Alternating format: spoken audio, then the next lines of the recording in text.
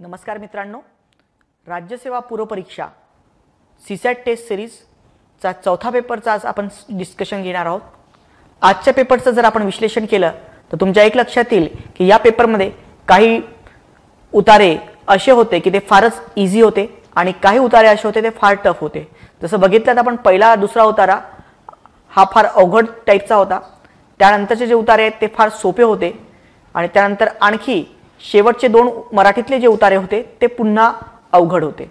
तुम्हाला नेहमी पेपर जेव्हा हातात येतो तेव्हा सिलेक्शन जमलं पाहिजे की कुठला उतारा हा सोपा आहे आणि कुठला उतारा अवघड आहे। परीक्षेमध्ये जास्तीत जास्त मार्क मिळवण्यासाठी नेहमी लक्षात ठेवा की जो उतारा सोपा तो पहिले आधी सुरुवातीला सॉल्व करा।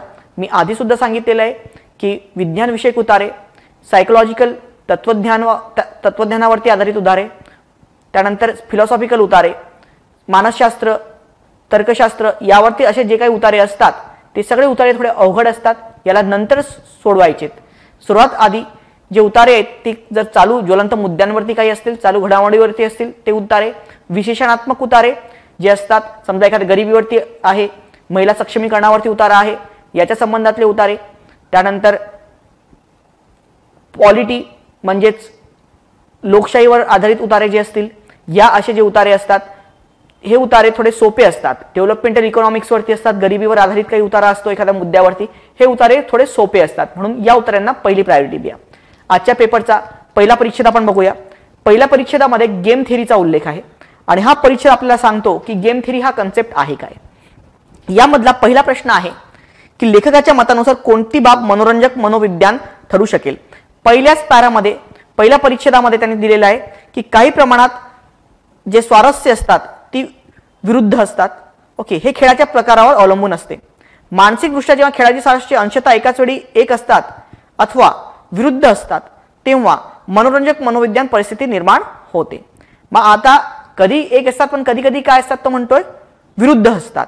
इथे आहे पर्याप्त समस्या सोडवण्यासाठी सर्वोत्कृष्ट पद्धतीवर संख्याशास्त्रज्ञांची द्विधा मनस्थिती। इथे द्विधा मनस्थिती आहे, परंतु इथे संख्याशास्त्र, इथे बघा मनोरंजक मनोविज्ञान म्हणजे काय, तर इथे त्यांनी सांगितलेलं आहे की खेळाडू आहेत, म्हणजे इथे दोन व्यक्तींचा उल्लेख आहे, दोन खेळाडू याच्यामध्ये लागतात। जेव्हा अशी गोष्ट येते तेव्हा एकच गोष्टीचा उल्लेख याच्यामध्ये आहे की संख्याशास्त्रज्ञ आहेत ते एखादी समस्या सोडवतात, पण इथे दोन व्यक्ती नाही आहेत। नंबर 2, आक्रमक प्रतिस्पर्ध्यांच्या विरोधात बचावात्मक धोरण स्वीकारतांची बुद्धिपटूची बिकट अवस्था। आता यामध्ये आहे प्रश्न की मानसिकदृष्ट्या जेव्हा खेळाडूंची स्वारस्य अंशतः एकाच वेळी एक असतात परंतु अथवा विरुद्ध असतात, ते काय दिलेलं आहे विरुद्ध असतात, तेव्हा मनोरंजक मनोविज्ञान। मग आता स्वारस्य म्हणजे त्याच्यामध्ये दोन लोक आलेत आणि त्यांची कशी असतात तर ती विरुद्ध जरी असली, आता याच्यामध्ये काही विरुद्ध असतात किंवा अंशतः त्यांनी म्हटलं एकसारखी असतात, एकच असतात, परंतु एक विरुद्ध असतात। मग आता याच्यामध्ये एक बचावात्मक धोरण आहे आणि दुसरं धोरण कसं आहे आक्रमक धोरण आहे। या दोघांचं आपल्याला काय घ्यायचंय कॉम्बिनेशन घ्यायचंय। मग आता इथे दोन खेळाडू आलेत की नाही, हो, तर हेच आपल्याला अपेक्षित होतं, म्हणून प्रश्न क्रमांक 1 याचं उत्तर होणार पर्याय क्रमांक 2। नंतरचा प्रश्न बघूया। प्रश्न क्रमांक 2, समस्येचे निराकरण करण्यासाठी शास्त्रज्ञ वापरत असलेली गुप्त पोलीस पद्धत, ज्याला आपण डिटेक्टिव्ह केस म्हणतो, या पद्धतीपेक्षा वेगळी असते। आता गुप्त पोलीस पद्धत त्यांनी दुसऱ्या परिच्छेदामध्ये उल्लेख केलेला आहे की यामध्ये काय असतात, तर आता या इथे उल्लेख आहे की गुप्त पोलीस पद्धत जी आहे ती गुंता सोडवण्याच्या मार्गात क्रियाशील अडथळे आणू लागला तर या कथेत खरे द्वंद्व येते व द्वंद्व काही मर्यादेपर्यंत स्वारस्यपूर्णच राहते। ओके, त्यानंतर मर्यादा गुन्हेगाराकडून काही डावपेचात्मक चुका घडणे आणि गुप्त पोलिसांच्या गुन्हेगाराच्या मानसिकतेबाबतच्या काही अंतरप्रेरणा इथपर्यंतच असते। बिनचूक तार्किक पद्धतीने घडून आलेले द्वंद्व आता फारसे स्वारस्यपूर्ण राहिलेले नसतात। मग आता जेव्हा शास्त्रज्ञ असतो तेव्हा तो तार्किक पद्धतीने विचार करतो, तो परिस्थितीचा अभ्यास करतो, परंतु उलट गुप्त पोलीस पद्धत जी डिटेक्टिव्ह केस आहे ते कशी असतात, सो ते द्वंद्वात्मक स्थितीचा सुद्धा अभ्यास करतात। मग आता या दोघांमधला डिफरन्स काय, तर पर्याय क्रमांक 3, क्रियाशील बदल न केलेल्या परिस्थितीचा शास्त्रज्ञ अभ्यास करत असतात, म्हणजे जी गोष्ट आहे त्यालाच ते स्टडी करतात। तर गुप्त पोलीस पद्धत काय असतात द्वंद्वात्मक स्थिती, म्हणजेच काय हेतू परस्पर चुकीची दिशा दर्शवणाऱ्या यालाच म्हणतात द्वंद्वात्मक स्थिती, याचा अभ्यास करतात। म्हणून प्रश्न क्रमांक 2चं उत्तर होणार पर्याय क्रमांक 3। प्रश्न क्रमांक 3, उतार्यानुसार बहिस्थ द्वंद्वापेक्षा अंतर्गत मानसिक द्वंद्व स्वारस्यपूर्ण असतात कारण। आता अंतर्गत द्वंद्वाचा उल्लेख कुठे आलेला आहे तर पहिल्या पॅरामध्ये उल्लेख आलेला आहे, याच्यामध्ये मेन्शन केलेला आहे त्यांनी अशा वेळी फक्त खेळाडूंमध्ये द्वंद्व निर्माण न होता खेळाडूच्या अंतरंगात सुद्धा द्वंद्व निर्माण होतात. अंतरंगात द्वंद्व निर्माण होतात आणि त्यामुळे सहकार्य करण्याची प्रवृत्ती, आपण सहकार्य करायची आणि स्पर्धा करण्याची प्रवृत्ती याच्यामध्ये ओढताण होते. मग आता आणि या अशा याच्यामध्ये ओढताण होते आणि या ओढताणीमध्येच काय होतं, स्वतः व्यक्ती स्वतःचा अग्रक्रम आपण काय चूज करायचं याच्या बिकट परिस्थितीमध्ये फसतो. म्हणून उत्तर येणार प्रश्न क्रमांक 3चा पर्याय क्रमांक 3, अंतर्गत द्वंद्वाच्या परिस्थितीत वेगळी निष्पत्ती देणारे स्वतःचे अग्रक्रम सोडविण्याच्या बिकट परिस्थितीत व्यक्ती सापडलेली असते. प्रश्न क्रमांक 4, उतार्यानुसार स्वारस्याच्या संघर्ष परिस्थितीत खेळ सिद्धांत वापरायचा कोणता पर्याय खरा आहे. आता स्वारस्याचा संघर्ष म्हणजे काय, दोन गोष्टीमधला काय असतो, आपल्या प्रत्येक व्यक्तीचं काय असतं, काहीतरी अचिव्हमेंट आपल्याला अचीव्ह करायचं असतं आणि त्यासाठी त्याचा संघर्ष चाललेला असतो. मग आता याच्यामध्ये पर्याय क्रमांक 1 बघा, विविध खेळाडूंसाठी अग्रक्रमाची रँक ऑर्डर वेगवेगळी असते हे गृहीत धरणे. आणि दुसरं काय, आता इथे संघर्ष हा उल्लेख आहे. संघर्ष आला म्हणजेच काय, तो द्वंद्व येतो, फक्त वेगळं असतं नव्हे, तर इथे संघर्ष सुद्धा आहे. मग इथे बेटर आन्सर काय होणार, वेगवेगळ्या खेळाडूंची स्वारस्य बहुतेक वेळा द्वंद्वात्मक असतात हे स्वीकारणे. म्हणून याचं उत्तर होणार पर्याय क्रमांक 2. प्रश्न क्रमांक 5, कुठले विधान योग्य आहे ते निवडा. टिकटॅक्टो हा खेळ मानसिकदृष्ट्या स्वारस्यपूर्ण असू शकतो. उलट मेन्शन आहे की टिकटॅक्टो हा जो खेळ आहे हा पूर्णतः काय तार्किक खेळ आहे, हा मानसिकदृष्ट्या स्वारस्यपूर्ण असू शकत नाही असा स्पष्ट उल्लेख आहे, म्हणून हे विधान अयोग्य आहे. अंतर्गत द्वंद्व नेहमीच मानसिकदृष्ट्या स्वारस्यपूर्ण नसतात असे नाही असा उल्लेख आहे इथे. सो द्वंद्व स्वारस्यपूर्ण नसतात असे नाही, नसतात असे नाही म्हणजेच काय, असतात. आता इथे मेन्शन आहे नेहमीच. आता इथे नेहमीच असं आपण निश्चितपणे म्हणू शकत नाही, इथे निश्चितदर्शक शब्द आलेला आहे, दॅट इज अ डेफिनेटिव्ह वर्ड, म्हणून हे विधान काय होणार, अयोग्य होणार. सो म्हणून 5चं प्रश्नाचं उत्तर काय होणार, पर्याय क्रमांक 4, दोन्हीही अयोग्य. त्यानंतर दुसरा पॅसेज जर बघितला तर दुसरा पॅसेज काय आपल्याला सांगतो. सो दुसऱ्या पॅसेज आपल्याला एक सध्याची कंडिशन काय आहे, सध्याचे चॅलेंजेस आपल्या जगाच्या पुढे काय आहेत त्याचा उल्लेख करतो आणि भांडवलशाहीच्या समोरचे चॅलेंजेस काय आहेत याचा सगळ्या सुद्धा याच्यामध्ये उल्लेख केलेला आहे. मग याच्यामध्ये पहिला विधान बघा, कोणता विधान लेखकाने सर्वोत्तम युक्तिवाद ठरेल, लेखकाचा काय आर्ग्युमेंट आहे. पहिलं विधान बघा, तेलाच्या वाढत्या किमती याचा उल्लेख आहे याच्यामध्ये. जागतिक सत्ता संतुलन प्रवाह आणि ऐतिहासिक दाखले इत्यादी लक्षात घेता. आता बघा यांनी ऐतिहासिक दाखल्याचा उल्लेख केलेला आहे, 1970ला काय होतं वगैरे याचा उल्लेख केलेला आहे. जगातील सत्ता संतुलनाचा प्रवाह सुद्धा चेंज आउट होत आहे, अमेरिकेला आव्हानं निर्माण होत आहेत, चायनासारखे देश त्याला आव्हान देत आहेत, या सगळ्या गोष्टी त्यांनी मेन्शन केलेल्या आहेत. म्हणून जागतिक आर्थिक सुबत्ता बाधित राहील. एंडा त्यांनी सांगितलेलं आहे की आपण पुढे रेट सुद्धा वाढणार आहेत, म्हणून जागतिक आर्थिक सुबत्ता अबाधित राहील असंच आपण निश्चितपणे म्हणू शकत नाही. म्हणून आपल्या या विश्वासाला आपण प्रश्न विचारले पाहिजेत. हा म्हणून 6व्याचं उत्तर करणार पर्याय क्रमांक 1. प्रश्न क्रमांक 7, जेव्हा Tom Cooper just like that असे म्हणत असल्याचे उद्धृत करतो तेव्हा टॉम कूपरच्या कोणत्या मताबाबत आपण अनुमान बांधू शकतो. आता इथे उल्लेख कुठे आलेला, जस्ट लाईक दॅट, जेव्हा तेलाच्या किमती वाढतात. सो इथे उल्लेख केलेला आहे की जेव्हा तेलाच्या किमती आहेत त्या वाढतात आणि मग यामुळे तेलाचे उत्पादन नंतर काय होतं, मग प्रत्येक जण काय करतो, उत्पादन वाढ होते. मग आता त्यानंतर त्याला मोठी प्रेरणा मिळते, तेलाचं उत्पादन वाढतं आणि मागणी व पुरवठ्यामध्ये काय होतं, संतुलन निर्माण होतं व यातून कच्च्या तेलाची किंमत पुन्हा काय होणार, कमी होणार. मग जस्ट लाईक दॅट हे आपोआप घडेल, म्हणजे याच्यामध्ये कोणाचाही इंटरफेरन्सची गरज नाही. मग आता इथे जर आपण बघितलं तर आपण काय अनुमान बांधू शकतो. सो उद्योगांना उत्पादन आणि तेल गाळप क्षमता वाढवण्यास प्रोत्साहन दिल्यामुळे तेलाच्या किमती कमी होतील. त्याला प्रोत्साहन दिल्यामुळे, इथे आपण डायरेक्ट प्रोत्साहन दिलं पाहिजे असं म्हणणार नाही, ते तसं राहू द्या. वाढलेल्या उत्पादन क्षमतेचा वापर करून तेलाच्या किंमत पातळी दुरुस्त होईल. हो, हे विधान बेटर राहणार की वाढलेली जी उत्पादन क्षमता आहे, मग आता तिकदा काय करणार, उत्पादन क्षमता वाढणार, उत्पादन क्षमता वाढणार तर प्रोडक्शन जास्त होणार आणि मग त्याच्यानंतर काय होणार, जी वाढलेली किंमत आहे प्रोडक्शन एकदा जास्त झालं की ती काय होणार, कमी होणार. म्हणून वाढलेल्या उत्पादन क्षमतेचा वापर करून वापर सुरू झाल्यावर तेलाची किंमत पातळी काय आपोआप दुरुस्ती होईल. म्हणून 7चं उत्तर होणार पर्याय क्रमांक 2. प्रश्न क्रमांक 8, एडवर्डियन समर या उक्तीतून लेखक अशा काळाचा संदर्भ देतो. मग एडवर्डियन समर म्हणजे काय. आता एडवर्डियन समरचा उल्लेख पहिल्या पॅसेजमध्ये आलाय, नंतरच्या पॅसेजमध्ये पण आलाय. हा काय म्हणतो की समृद्धीच्या बुरख्याखाली आर्थिक ताण दडलेला आहे, पण महत्वाची बाब म्हणजे काय, सर्व जगाच्या कल्याणासाठी हाच सर्वोत्तम काळ आहे अशी धोरणकर्त्याची खात्री पडणे. पण धोरणकर्त्यांना काय वाटतं की जगाच्या संपूर्ण कल्याणासाठी काय आहे, हाच सर्वोत्तम काळ आहे आणि त्यामुळे जागतिकीकरणाच्या दुसऱ्या युगात म्हणजे एडवर्डियन समर मध्ये तुमचे स्वागत आहे. तर हा काळ कसा आहे, याच्यामध्ये सगळ्यांचंच काय सर्वोत्तम काळ आहे जगाच्या कल्याणासाठीचा. मग इन जनरल खरंच असं असेल असं नाहीये, पण असं फासवले जात आहे. मग आता यामध्ये काय होणार की समृद्धीमुळे लोकांमध्ये काय असेल, आत्मसंतुष्टपणाची भावना असेल. सो 8व्याचं उत्तर होणार पर्याय क्रमांक 2, हे जास्त प्रिफरेबल राहणार. त्यानंतर प्रश्न क्रमांक 9 बघा. लेखकाच्या मतानुसार आधुनिक भांडवलशाहीचा लवचिकतेवर विश्वास असल्याचा काय परिणाम झाला आहे. मग आता लवचिकतेवर फ्लेक्झिबिलिटीवरती विश्वास आहे. याच्यामध्ये सांगितलेले कर्ज बाजारीपणाच्या पातळीत झालेली वाढ, संपत्तीच्या वाढलेल्या किमती यासारखे धक्के बसून सुद्धा पाश्चिमात्य देशात झालेली आर्थिक वाढ. नंबर 2, तेलाच्या किमती वाढून सुद्धा चीन व आणि पाश्चिमात्य देशाच्या समृद्धीत झालेली वाढ. सो फक्त चीनच्या याच्यामध्येच झालेली आहे असं आपण निश्चितपणे म्हणू शकत नाही. यापेक्षा बेटर काय आन्सर होणार. मग आता भांडवलशाहीवर विश्वास आहे पण त्याचे काय परिणाम आहेत, दहशतवादामध्ये झालेली वाढ आहेत, तेलाची किमती झालेली वाढ आहेत आणि इतका असून सुद्धा पाश्चिमात्य अर्थव्यवस्थेमध्ये काय झालेली आहे, वाढ झालेली आहे. हे याचा लवचिकतेवर विश्वास असण्याचा परिणाम आहे. म्हणून 9चं उत्तर करणार पर्याय क्रमांक 3. 10वे, योग्य विधाने निवडा. आधुनिक औद्योगिक भांडवलशाही निश्चितपणे स्थितिस्थापक आहे. आता इथे शब्द काय आला, निश्चितपणे. आता स्थितिस्थापक आहे असं उल्लेखित आहे पण ते एका पर्टिक्युलर क्लासचं मत आहे. हे आपण डायरेक्टली ती तशी स्थितिस्थापक आहे असं म्हणू शकत नाही. इथे निश्चितपणे हा शब्द आहे म्हणून हे विधान काय होणार, चुकीचं होणार. अमेरिकेच्या अर्थव्यवस्थेचा भर पूर्वी आयातीपेक्षा निर्यातीवर होता. आता इथे काय म्हटलंय की आता अमेरिका जास्त आयातच करत आहे पण याचा अर्थ ती आधी निर्यात करत होती वगैरे असं कुठेही होत नाही. म्हणून हे सुद्धा विधान काय होणार, अयोग्य होणार.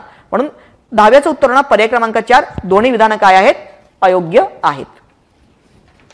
त्यानंतर तिसरा परिच्छेद, उत्तरानुसार संशोधनाचा वापर हा खालीलपैकी कोणत्या क्षेत्रामध्ये आहे. आता हे जे याच्यामध्ये मेन्शन आहे, विपत्ती व्यवस्थापन, मनुष्यबळ विकास, उत्पादन व्यवस्थापन आणि विपणन विभाग, या सगळ्या गोष्टींचा उल्लेख पॅसेजमध्ये केलेला आहे. त्यामुळे संशोधनाचा वापर हा वरील सर्व क्षेत्रामध्ये आहे. हे विधान काय येणार, बरोबर येणार. 11चं उत्तर येणार पर्याय क्रमांक 1. प्रश्न क्रमांक 12, उतार्यानुसार खालीलपैकी कोणते विधान असत्य नाही. याने विचारलेलं आहे की उतार्यानुसार खालीलपैकी कुठलं विधान जे आहे ते असत्य नाहीये. मग यामध्ये आपण जर बघितलं तर संशोधन करताना असत्य नाही म्हणजे काय, सत्य आहे. संशोधन करताना शास्त्रीय पद्धतीने प्रक्रिया किचकट होते, नेहमी किचकटच होते असं आपण निश्चितपणे म्हणू शकत नाही. अशास्त्रीय पद्धतीने संशोधन करण्याचे निष्कर्ष चुकीचे निघतात असे नाही. सो निघतात असे नाही म्हणजे काय, बरोबर निघतात. आता अशास्त्रीय पद्धतीने कसे काय बरोबर निघणार आहेत, म्हणून दुसरं विधान सुद्धा चुकीचं होईल. त्यापेक्षा बेटर कारण संशोधन प्रक्रियेतील शास्त्रीयता पाळली गेली तर त्यातून लाभ होऊ शकतो. म्हणून याचं उत्तर होणार प्रश्न क्रमांक 12चा पर्याय क्रमांक 3. प्रश्न क्रमांक 13, ज्या प्रश्नावर संशोधन करायचे असते, सत्य नाही विचारले म्हणजे असत्य आहे. ज्या प्रश्नावर संशोधन करायचे असेल तो प्रश्न पूर्णपणे समजलाच नसेल तर संशोधनाचे उद्दिष्ट निश्चित करणे हे सोपे जाईल असे नाही, म्हणजे सोपे जात नाही असं उल्लेख आहे. मग आता इथे आपण हे सोपे जाईल समजलं नाही तर सोपे कसं काय जाणार आहे, हे विधान काय होणार, इन जनरल समजले नसेल तर संशोधनाचे उद्दिष्ट निश्चित करणे सोपे जाईल असे नाही, सोपे जात नाही. हे विधान जे आहे ते बरोबर होईल. आता आपल्याला काय विचारलंय, सत्य नाही म्हणजे असत्य विचारलं, म्हणजे हे असत्य होईल का, नाही. तर ज्या प्रश्नावर संशोधन करायचं तो प्रश्न समजला नाही तर उद्दिष्ट निश्चिततेवर काहीच फरक पडत नाही, उलट फरक पडतो. म्हणून हे जे विधान आहे, विधान क्रमांक ब, फक्त ब, हे विधान जे आहे ते निश्चितपणे सत्य नसेल किंवा असत्य असेल. सो म्हणून 13चं उत्तर होणार पर्याय क्रमांक 2. प्रश्न क्रमांक 14, खालील विधानांपैकी कोणती विधाने असत्य नाहीत. संशोधनाशिवाय मानवाला जगणे अशक्य आहे.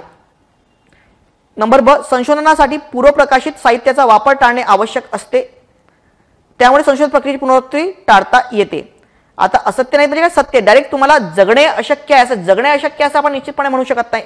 म्हणून अ हे विधान जे ते काय असेल, ते चुकीचं असेल. त्यानंतर संशोधनासाठी पूर्वप्रकाशित साहित्याचा वापर टाळणे काय आवश्यक असते, त्यामुळे संशोधन प्रक्रियेची पुनरावृत्ती टाळता येते. अगेन हे पण काय चुकीचं आहे. त्यानंतर पूर्व संशोधनाचा आढावा मूळ हेतूला बाधा आणू शकतो, त्यामुळे संशोधनाच्या शुद्धतेसाठी तसे करणे टाळणे आवश्यक आहे. हे तीनही विधानं जे आहेत ही चुकीची आहेत. म्हणून याचं उत्तर होणार पर्याय क्रमांक 4. 15, उत्तरे सर्वात योग्य शीर्षक निवडा. या उत्तरामध्ये जर आपण बघितलं तर हा पूर्णतः संशोधनाच्या फायद्याबद्दल मोस्ट ऑफ द बोलतोय, म्हणून याचं उत्तर होणार शीर्षक संशोधनाची आवश्यकता. 15चं उत्तर होणार पर्याय क्रमांक 2. प्रश्न क्रमांक 16, खालीलपैकी कोणते विधान योग्य नाही म्हणजे अयोग्य विचारलेलं आहे. जेम्स प्रिन्सेप हा 19व्या शतकाच्या पूर्वार्धामध्ये भारतात आला होता. सो 1819च्या सप्टेंबरमध्ये तो हिंदुस्थानामध्ये आला होता, म्हणजेच हे विधान योग्य आहे. पूर्वार्ध आहे, स्टार्टिंग आहे. परंतु याने आपल्याला विचारलेले की योग्य नाही म्हणजे आपल्याला अयोग्य विधान काढायचं, पहिलं अयोग्य होणार नाही. ईस्ट इंडिया कंपनीमध्ये वशिलेबाजी चालवत होती, स्पष्ट उल्लेखित आहे की वशिलेबाजीचा फायदा त्यांनी घेतला होता. म्हणून दुसरं विधान पण काय होणार, चुकीचं होणार, कारण हे विधान जे ते सत्य नाही, आपल्याला योग्य नाही म्हणजे असत्य विचारायचं आहे. जेम्स प्रिन्सेप हा भारतातील कार्यकाळात कार्यशील होता. जो भारतात जेव्हा होता तेव्हा तो काय होता, कार्यशील होता. त्यांनी आता एवढं लिपीसाठी काम केलेलं आहे, हे मेन्शन केलेलं आहे. तर यामध्ये त्याच्यावरून आपल्याला की त्यानं वास्तव्यात अनेक क्षेत्रामध्ये त्याने आपल्या बुद्धीची व सततोग्याची चुणूक दाखवली. सो म्हणजेच काय, तो कार्यशील होता. म्हणून याचं उत्तर होणार पर्याय क्रमांक 4, यांपैकी कोणतेही नाही. प्रश्न क्रमांक 17, खालीलपैकी जेम्स प्रिन्सेपच्या बाबतीत काय खरे नाहीये. जेम्स प्रिन्सेपच्या बाबतीत काय खरे नाहीये. तो हिंदुस्थानात जवळपास 19 वर्ष राहिला. तो साधारणपणे 43 वर्ष आयुष्य जगला. तो ब्राह्मी लिपीचा जनक होता असे मानले जाते. आता हा संशोधक आहे, मग त्यांनी त्याचं काय केलं, संशोधन केलं तर डायरेक्ट तो जनक होता. म्हणजेच काय की त्यांनीच ती डिस्कवरी करून टाकली असं तुम्ही निश्चितपणे म्हणू शकत नाही. त्यांनी त्याचं पुनरुज्जीवन केलेलं आहे, म्हणून हे विधान त्याच्याबद्दल चुकीचं आहे. तो जनक नाही आहे त्या लिपीचा. 18 म्हणून उत्तर पर्याय क्रमांक 3. 17चं उत्तर पर्याय क्रमांक 3. 18 जेम्स प्रिन्सेपने भारताच्या प्राचीन इतिहास शोधण्यासाठी संपूर्णपणे एक हाती काम केले. आता पूर्णतः एक हाती काम केलेत हे मेन्शन आहे डायरेक्टली. जेम्स रोझेटा लेखाचे वाचन करण्याचे महत्त्वपूर्ण काम केले.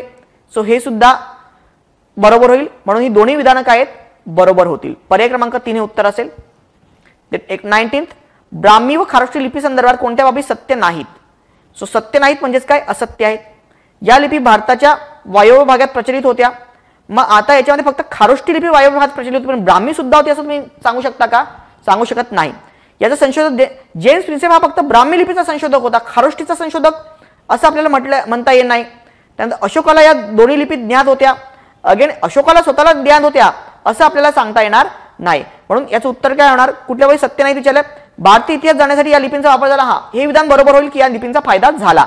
म्हणून अ ब क ही विधाने काय होतील, सत्य नाहीत. म्हणून उत्तर होणार पर्याय क्रमांक 3 अ ब क. प्रश्न क्रमांक 20 जेम्स प्रिन्सेप हा खारोष्टी व ब्राह्मी लिपीचा एकमेव अभ्यासक त्या काळात होता. मग आता असत्य नाही म्हणजे काय, सत्य आहेत. आता हे सत्य काय, हा एकमेवच होता, बाकी कोणी होतं नव्हतं याबद्दल आपल्याला काही सांगता येणार नाही. वशिलेबाजी व जास्त संपत्तीच्या कारणास्तव त्याला इंग्लंडमध्ये परत जावे लागले. मग आता हे पण रिझन नाही, त्याला इंग्लंडमध्ये त्याच्या तब्येतीचा इश्यू होता म्हणून तो परत गेला होता. वशिलेबाजीच्या कारणास्तव त्याला जावे लागले. तो ठीक आहे, वशिलेबाजी वगैरे ईस्ट इंडियामध्ये चालायची आणि तो त्याच्यामुळे आला, पण तो त्याला परत जावे लागले असं निश्चित सांगता येणार नाही. ब्राह्मी लिपीचे पुनरुज्जीवन करण्याच्या कामात जेम्स प्रिन्सेपने महत्त्वपूर्ण काम केले. सो जेम्स प्रिन्सेपचं ब्राह्मी लिपीचे महत्त्वपूर्ण काम आहे हे विधान बरोबर आहे. म्हणून असत्य नाही म्हणजे काय, सत्य आहे तर क वगळता एकही नाही. पर्याय क्रमांक 3 हे प्रश्न क्रमांक 20चं उत्तर असेल. प्रश्न क्रमांक 21 पुढीलपैकी कुठली विधाने सत्य आहेत त्यांनी विचारले. लोकांमध्ये पोहोचण्यासाठी मजबूत कार्यकर्ते संघटन केवळ काँग्रेसकडे पहिल्या राष्ट्रीय निवडणुकीत होती. आता केवळ काँग्रेसकडे होती, पण केवळ काँग्रेसकडे होती असं आपल्याला निश्चितपणे म्हणता येणार नाही की दुसऱ्या कुठल्या पक्षाकडे नव्हती. म्हणून पहिलं विधान काय होणार, चुकीचं होणार. पहिल्या राष्ट्रीय निवडणुकीमध्ये प्रचाराचे एकमेव माध्यम हे प्रचार सभा होते. काही आणखी माध्यमांचा उल्लेख केलेला आहे, फक्त एकमेव माध्यम, इथे शब्द काय आला, एकमेव. म्हणून यामुळे हे विधान सुद्धा काय होणार, चुकीचं होणार. प्रश्न क्रमांक अ पहिल्या निवडणुकीमध्ये काँग्रेसला कोणी विरोधक नव्हते. त्यामध्ये उल्लेख केलेला आहे की काही लोकांनी विरोध करण्याचा प्रयत्न केला, तो आंबेडकरांचा उल्लेख केलेला आहे, त्यामध्ये जनसंघाचा उल्लेख केलेला आहे. परंतु इथे काँग्रेसला कोणी विरोधक नव्हते असं तुम्ही सत्य नाही विचारलंय आपल्याला, तर मग हे विधान सत्य नाहीये, म्हणजे हे विधान काय, असत्य आहे. निवडणुकांमध्ये लोकांपर्यंत पोहोचण्याच्या सुरुवातीच्या काळात वृत्तपत्र हे एकमेव माध्यम होते. अगेन हे सुद्धा विधान काय होणार, एकमेव माध्यम होते. सो एकमेव हा शब्द आलेला आहे, त्यामुळे हे सुद्धा काय होणार, असत्य विधान होणार. दुसरं सुद्धा काय होणार, असत्य होणार. नंतर तंत्रज्ञानाचा वापर करून मतदारांना आकर्षित करण्यासाठी प्रयत्न निवडणूक प्रक्रियेतून सुरुवातीपासून दिसतो. म्हणून हे जे विधान आहे तो तंत्रज्ञानाचा उल्लेख केलेला आहे याच्यामध्ये की लोकांनी टेक्नॉलॉजीचा यूज केला होता पहिल्या इलेक्शनमध्ये सुद्धा, पहिल्या निवडणुकांमध्ये सुद्धा. म्हणून 22चं उत्तर होणार 3 क वगळतावरील सर्व विधाने काय सत्य नाहीत.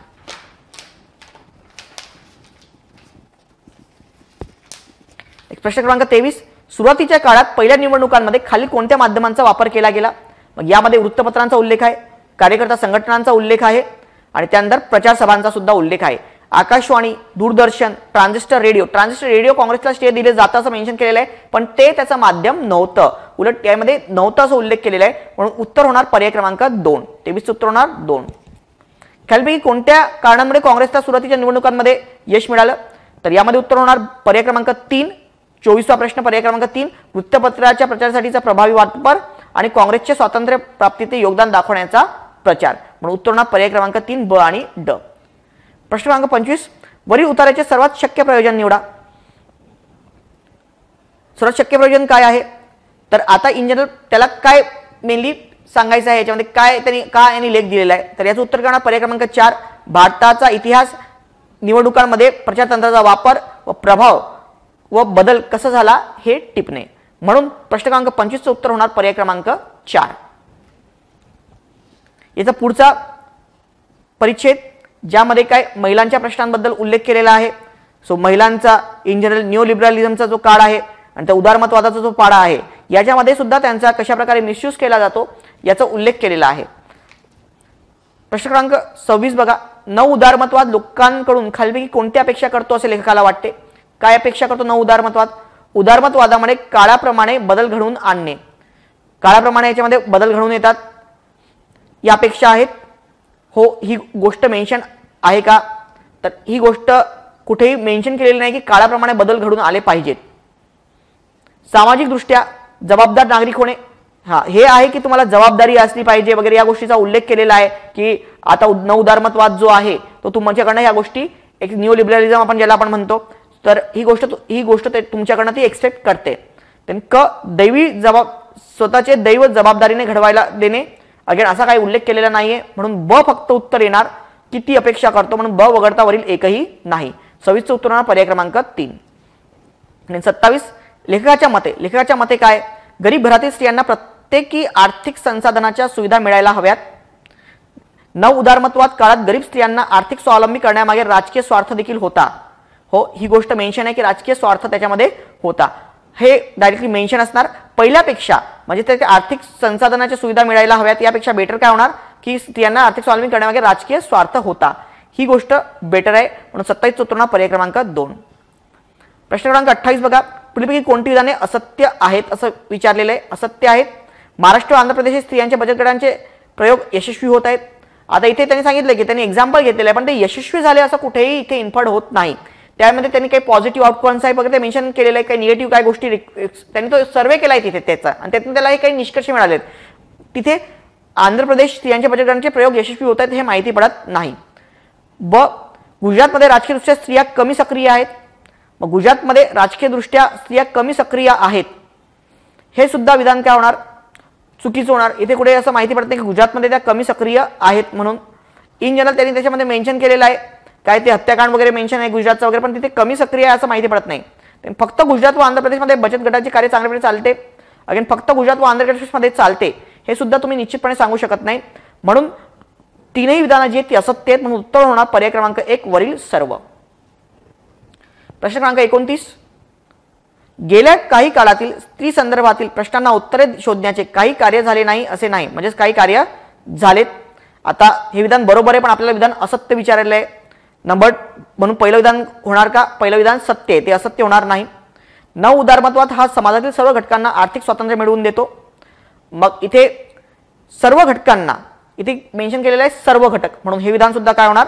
चुकीचं होणार. म्हणून उत्तर होणार पर्याय क्रमांक 1 फक्त ब. वरील उत्तराचा लेखक हा कोण आहे? स्त्रियांना आर्थिक स्वातंत्र्य देण्याच्या विरोधातील आहे. असं विरोधात पुन्हा आहे असं नाही म्हणणार आपण. राजकीय स्वातंत्र्य देण्याच्या विरोधात आहे. नवउदारमताचं समर्थन, उलट तो क्रिटिसाइज करतो नवउदारमतवादाला. पर्याय क्रमांक 4 बघा. स्त्रियांना आर्थिक व राजकीय स्वातंत्र्य देण्याच्या विरोधात आहे असे म्हणता येत नाही. तो त्याच्या विरोधात आहे असं आपण पूर्णतः निश्चितपणे सांगू शकत नाही. उलट तो सांगतोय काही ते क्रिटिक्स करतोय की ज्यांनी उदारमतवादामध्ये स्त्रियांचा यूज केलाय, आपण हे केलंय ते केलंय, त्यांना स्वार्थ होता म्हणून त्याला हे करण्यात आलेलं आहे. परंतु यावरनं तुम्हाला कुठेही असं म्हणता येत नाही की तो त्याच्या विरोधामध्ये आहे. म्हणून 30चं उत्तर होणार पर्याय क्रमांक 4. पुढचा परिच्छेद क्रमांक 7. प्रश्न क्रमांक 31. प्रॉपलरच्या म्हणण्यानुसार वैज्ञानिक शब्दांचे स्वरूप वैश्विक असते हे विधान ध्वनित करते की?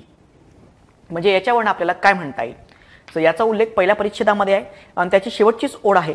काही वेळा थोडक्यात काही वेळा आपण असा तर्क मांडू शकतो की वैश्विक वैज्ञानिक श्रद्धा ही खोटी असते, मात्र आपण असे कधी म्हणू शकत नाही की ही श्रद्धा खरी असते.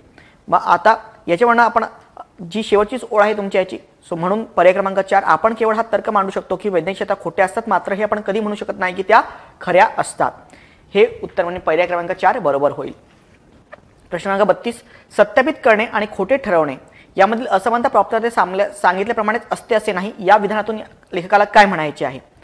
तर यामध्ये जर आपण बघितलं तर तुम्हाला एकदा एखादी गोष्ट सत्यापित करणे आणि दुसरी गोष्ट काय ती खोटे ठरवणे, आणि याबद्दल प्रॉब्लेमनी काही सांगितले, परंतु ते सांगिततो तो काय सांगतोय की एखादी गोष्ट खरी आहे असं पण म्हणू शकत नाही, सत्यापित करू शकत नाही, पण खोटी आहे आपण असं म्हणू शकतो.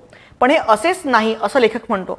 मग याच्यातनं आपल्याला काय म्हणायचंय, तर वैज्ञानिक श्रद्धा नकारण्यासाठी खोटे ठरवण्याची क्षमता ही वैज्ञानिक श्रद्धा स्वीकारण्यासाठी सत्यापित करणे यापेक्षा नेहमीच चांगले. प्रॉपलर नेहमी काय म्हणायचा की नेहमी आपण फक्त निगेटिव्हली हे सांगू शकतो की काय खोटे ठरवणे हे आपण फक्त करू शकतो पण खरं नाही ठरवू शकत. परंतु इथे लेखक काय म्हणतो की ही नेहमीच असतील असं आपण सांगू शकत नाही, म्हणून नेहमीच चांगली असत नाही. पर्याय क्रमांक 4 हे विधान बरोबर येईल. प्रश्न क्रमांक 33, खालीलपैकी कोणत्या विधानाशी लेखक सर्वात जास्त सहमत आहे. आता इथे उल्लेख आहे पॅसेजमध्ये, दावे अमान्य करण्यासाठी खोटे ठरवणे हे सत्यापित करण्यापेक्षा अधिक योग्य आहे. मग आता हे काय जास्त योग्य आहे. आणि इन जनरल लेखकनी सुद्धा एंडला हे मेन्शन केलेलं आहे की इन जनरल तो म्हणतो प्रत्येक वेळीच असं असेल असं नाही आहे, परंतु इन जनरल तर तुम्हाला कुठली गोष्ट काय अमान्य करायची असेल तर मग त्याला काय करा, त्याला खोटं ठरवा. एखादी नवीन गोष्ट सत्यापित करण्यापेक्षा ती जी गोष्ट त्याला खोटं ठरवा, म्हणून हे अमान्य करण्यासाठीचं मेन्शन केलेलं आहे. म्हणून उत्तर करणार पर्याय क्रमांक 4. 34, कुठला सुयोग अनुमान आपल्याला सुयोग्य अनुमान काढता येईल. मग आता कुठला सुयोग्य अनुमान काढता येईल, तर वैज्ञानिक श्रद्धा जी आहे स्वीकारण्यासाठी हे आपल्याला काय देते, सत्यापित करणे हे आपल्याला कारण देते. हा काय म्हणू शकतो आपण, एक अनुमान काढू शकतो. पहिल्या याच्यामध्ये जे बघितलं नकारण्यासाठी हे आपल्याला एक चांगले कारण देते, नकारणे कारण देत नाही, आपण त्याला खोटं ठरतो हे कारण देत नाही. दावे स्वीकारण्यासाठी खोटे ठरवणे हे आपल्याला सर्व कारणे देते, सर्व कारणे म्हणू शकतो का आपण, नाही म्हणणार. दावे नकारण्यासाठी सत्यापित करणे सगळे कारणे देते, मग आता हे पण आपल्याला सगळे कारणे देते सर्व असं म्हणू शकत नाही. यापेक्षा बेटर काय होणार, वैज्ञानिक श्रद्धा स्वीकारण्यासाठी प्रस्तावित करणे हे आपल्याला अधिक कारण देते. उत्तर होणार पर्याय क्रमांक 4. प्रश्न क्रमांक 35, वरील परिच्छेदात पुढीलपैकी कशाचा उल्लेख नाही. पहिला आहे तार्किकता, वैज्ञानिक श्रद्धा, मानवतावाद. मग इथे उत्तर काय येणार पर्याय क्रमांक 3 फक्त मानवतावाद, कारण तार्किकतेबद्दल बोललेला आहे लेखक याच्यामध्ये, वैज्ञानिक श्रद्धेबद्दल सुद्धा बोलला आहे आणि नकारात्मकता कुठली गोष्ट आपण नकारतो सो नकारात्मकतेबद्दल सुद्धा बोललेला आहे. म्हणून इथे उत्तर काय येणार पर्याय क्रमांक मानवतावादाचा इथे कुठे उल्लेख नाही, उत्तर पर्याय क्रमांक 3 फक्त क. प्रश्न क्रमांक 36, उत्तराच्या लेखकाचा यावर विश्वास आहे की निओ क्लासिकल अर्थशास्त्राद्वारे खुल्या बाजारी भांडवलवादाचे स्पष्टीकरण दिले जाऊ शकते. उलट हा म्हणतो की निओ क्लासिकल हे कायद्यावरती चालतं आणि याचा अर्थ इन जनरल ते अर्थशास्त्र पूर्णतः अर्थशास्त्राच्या बद्दल एक्सप्लेनेशन देतं का, तर देत नाही. दुसरा बघा, न्यू क्लासिकल अर्थ खुल्या बाजारी व्यवस्थेच्या संकल्पनात विशेष अभिभाषण करत नाही. सो ते विशेष अभिभाषण करतं का, मेनली ते त्याच्याबद्दल बोलत नाही, ते कशावरती चालतं, ते कायद्यांवरती चालतं आणि त्याच्यावरती आपण डिस्कशन करत जातो. म्हणून उत्तर काय होणार पर्याय क्रमांक 2. प्रश्न क्रमांक 36चं उत्तर होईल पर्याय क्रमांक 2. 37, उत्तरानुसार खालीलपैकी कुठली गोष्ट सत्य आहे. अर्थशास्त्राचे नियम मानवी स्वभावाबाबत पूर्णपणे स्पष्टीकरण देण्यास सक्षम नाही. इथे बिहेवियर इकॉनॉमिक्सचा उल्लेख केलेला आहे, त्यामध्ये मेन्शन केलेलं आहे की धर्म, प्रणय किंवा अगदी शास्त्रीय जिज्ञासा पूर्णपणे स्पष्ट करता येण्याजोगी असली तरी अर्थशास्त्राच्या नियमाच्या संदर्भात असे काही ध्वनित करणे निव्वळ मूर्खपणाचे ठरेल. अर्थशास्त्र त्याचं एक्सप्लेनेशन देतं का, देत नाही. म्हणून उत्तर पर्याय क्रमांक 4. क्वेश्चन नंबर 38, लेखाच्या मतानुसार जॉर्ज सोरसचा राज्याचा हस्तक्षेपावर विश्वास आहे. हो, यामध्ये त्यांनी मेन्शन केले की जर ते अचल राहत असेल तर काय की राज्याचा हस्तक्षेप केला पाहिजे. म्हणून जॉर्ज सोरसचा राज्याच्या हस्तक्षेपावर विश्वास आहे. म्हणून उत्तर होणार 38चा पर्याय क्रमांक 3. 39, लेखाच्या मतानुसार गंभीर बुद्धिप्रामाण्यवाद बाबतची खालीलपैकी कुठली विधाने सत्य आहेत. आपल्याला चेक करायचे कुठली विधाने सत्य आहेत. गंभीर बुद्धिप्रामाण्यवादाच्या कल्पना निओ क्लासिकल अर्थशास्त्रात आधारभूत होतात असं आपण, उलट निओ क्लासिकल म्हणजे ते आहे असं आपण म्हणू शकत नाही. यापेक्षा बेटर आन्सर होणार पर्याय क्रमांक 4 वरीलपैकी कोणतेही नाही. कारण बघा गंभीर बुद्धिप्रामाण्यवादच्या कल्पना निर्बंध अर्थव्यवस्थेत आधारभूत होतात. इव्हन निर्बंध अर्थव्यवस्थेत आधारभूत आहेत असं सुद्धा म्हणता येणार नाही. किंवा खुल्या समाजात यात स्पष्ट सांगितलं की खुल्या समाजात तर गंभीर बुद्धिप्रामाण्यवाद नसतोच. त्यामुळे उत्तर काय होणार पर्याय क्रमांक 4 वरीलपैकी कोणतेही नाही. देन उतरते निर्धारक या शब्दाचा संबंध कशाशी आहे. एखादी गोष्ट आपण ते डिसिजन करतो म्हणजे एखादी गोष्टाचा निर्धार करतो. त्यामध्ये असं मेन्शन केलेलं आहे पॅसेजमध्ये बघा की सोरसने जेव्हा आपण हे करतो अर्थशास्त्र त्यामुळे बरेच अर्थशास्त्रज्ञ अर्थशास्त्राच्या निर्धारक कायदेशीरपणाचा शब्दचा अर्थ घेत नाही.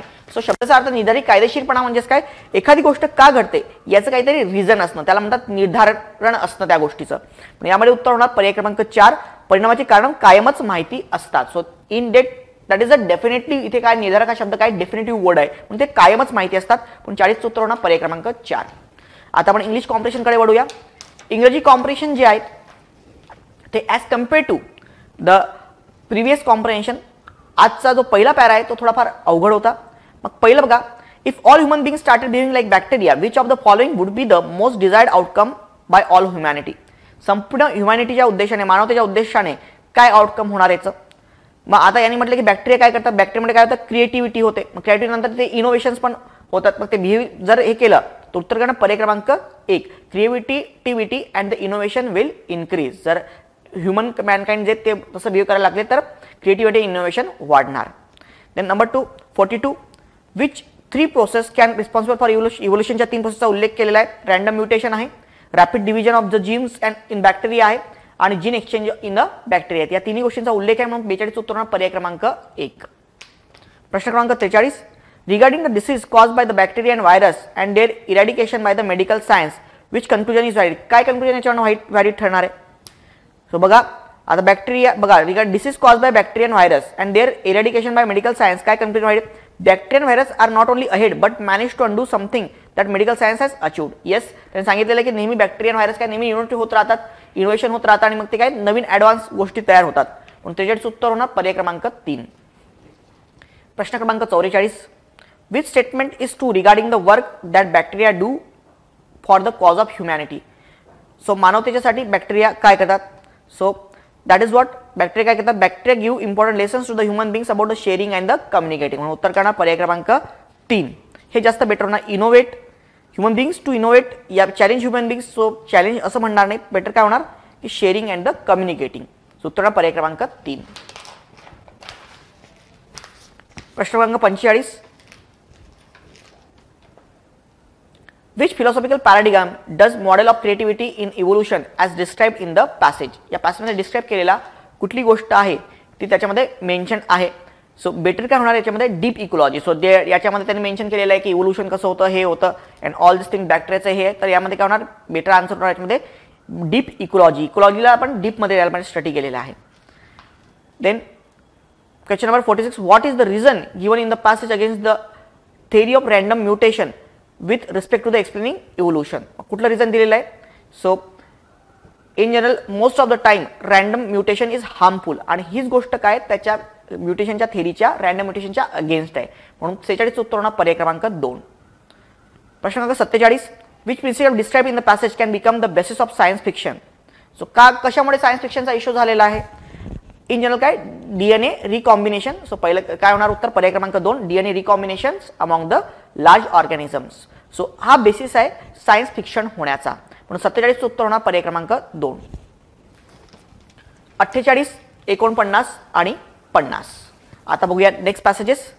At the stage of civilisation याच्या संबंधात सिव्हिलायझेशनच्या संबंधामध्ये हा पॅसेज आहे. When many nations are brought into the close and vital contact for good and evil.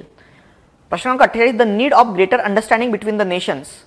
So त्याच्यामध्ये मेन्शन केलेलं आहे की इसेन्शियल ॲज नेव्हर बिफोर. आतापर्यंत कधीच ॲज नेव्हर बिफोर आता सध्या अशी इतकी गरज भासलेली आहे. म्हणून उत्तर होणार पर्याय क्रमांक 3 is more today than ever before. पर्याय क्रमांक 3 होणार याचं उत्तर 48चं. 49 which one of the following statement is the most correct in the context of passage. पॅसेजच्या कॉन्टेक्स्टमध्ये कुठलं स्टेटमेंट आहे ते जास्त बेटर राहणार. उत्तर पर्याय क्रमांक 1 कारण त्यामध्ये मेन्शन केलेलं आहे की हिस्टॉरिकल एक्सपिरियन्सेसवरून त्यांची मेंटॅलिटी हे होते. म्हणून mentality of the nation is mainly the product of its history. उत्तर होतं पर्याय क्रमांक 1. 49चा आन्सर होणार number 1. 50 which one of the following sentence is the most correct in the context of the passage. पॅसेजच्या कॉन्टेक्स्टमध्ये कुठलं विधान बेस्ट होणार. सो इंग्लिशमॅन उत्तर होणार काय, Englishman likes others to react the political situation like themselves. याच्यामध्ये उल्लेख केलेला आहे की इंग्लिशमॅनला कसं वाटतं, त्यांची जी थिंकिंग आहे तेच एक्सपेक्ट करतात की बाकीच्यांनी पण तेच थिंक करायला पाहिजे.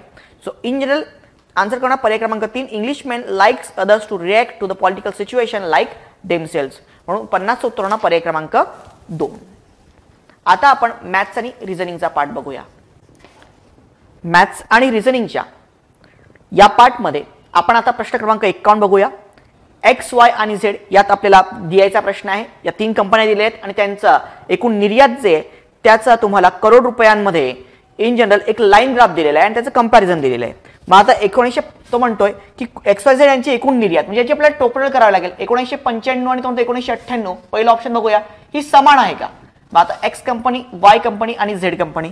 एक्स कंपनीची 1995 मध्ये जी एकूण निर्यात होती ती निर्यात होती 40 करोड रुपये आणि तीच एक्स कंपनीची निर्यात जी आहे 1998 मध्ये ती होती 50 करोड रुपये. त्यानंतर वाय कंपनीची जी निर्यात आहे ती 120 करोड रुपये आणि त्यानंतर 1998 मध्ये ती होती 80 करोड रुपये. 1995 मध्ये झेड कंपनीची जी एकूण निर्यात आहे ती होती 60 करोड रुपये आणि 1998 मध्ये ती होणार 100 करोड रुपये. मग आता याच्यामध्ये जर आपण बघितलं तर 40 आणि 120 म्हणजेच किती होतात 160 आणि 160 आणि 60 म्हणजेच काय 220. इथे 100 आणि 80 म्हणजेच काय 180, 180 आणि 50 म्हणजेच होतात 230. म्हणून इथे याची निर्यात करोड रुपयामध्ये 220 आहे आणि याची 230 आहे म्हणून या वर्षी होणार नाही. त्याचप्रमाणे जर तुम्ही 96 आणि 98 याच्यामध्ये जरी कॅल्क्युलेट केलं तर याच्यामध्ये जेव्हा तुम्ही कॅल्क्युलेट करणार तेव्हा सुद्धा तुमच्या लक्षात येणार की इन जनरल बघा 1996 मध्ये आणि 1998 मध्ये. मग 96 मध्ये किती होती एकूण निर्यात एक्स कंपनी. 1996 मध्ये एक्स कंपनीची जी एकूण निर्यात आहे ती निर्यात होती 70. वाय कंपनीची एकूण निर्यात होती ती होती 120 आणि झेड कंपनी आहे त्याची एकूण निर्यात होती 60. म्हणजेच सॉरी ही 90 होती. मग 70 आणि 90 म्हणजेच काय इन जनरल 160 आणि 60 म्हणजेच 220. मग आता 1995 मध्ये सुद्धा निर्यात किती आहे 220 आणि 98 ला किती आहे 230. म्हणून कुठल्याही वर्षाचा मॅचअप होत नाही म्हणून याचं उत्तर काय होणार कोणतेही नाही म्हणजेच पर्याय क्रमांक 4. त्यानंतर प्रश्न क्रमांक 52. प्रश्न क्रमांक 52 मध्ये एक्स आकृतीत दिलेल्या लहान तुकड्यांपासून पुढीलपैकी कुठली आकृती बनवता येईल. मग आपण आपले तुकडे तुम्हाला दिलेले आहेत. मग या तुकड्याचं जर तुम्ही कॉम्बिनेशन घेतलं तर कुठली आकृती बनेल. याच्यामध्ये जर तुम्ही केअरफुली ऑब्झर्व केलं तर तुमच्या एक लक्षात येईल की फक्त आकृती क्रमांक 2 जी आहे याच्यामध्ये ही आकृती बनेल म्हणून 52चं उत्तर होणार पर्याय क्रमांक 2. प्रश्न क्रमांक 53. प्रश्न क्रमांक 53 मध्ये जर आपण बघितलं तर पहिल्या याच्यामध्ये जर तुम्ही बघितलं तर असे 5 सिम्बॉल्स आहेत तुम्हाला.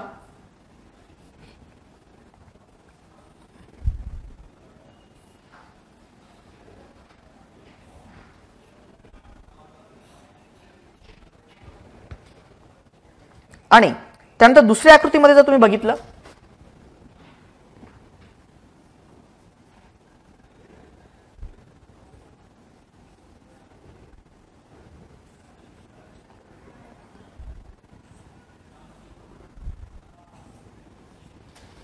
तर यामध्ये फक्त हे 2 सिम्बॉल्स आहेत यांची डायरेक्शन्स चेंज झालेली आहे इथे. मग दुसऱ्याच्या कंपेअर मध्ये जर तुम्ही तिसरी आकृती बघितली तर यामध्ये बघा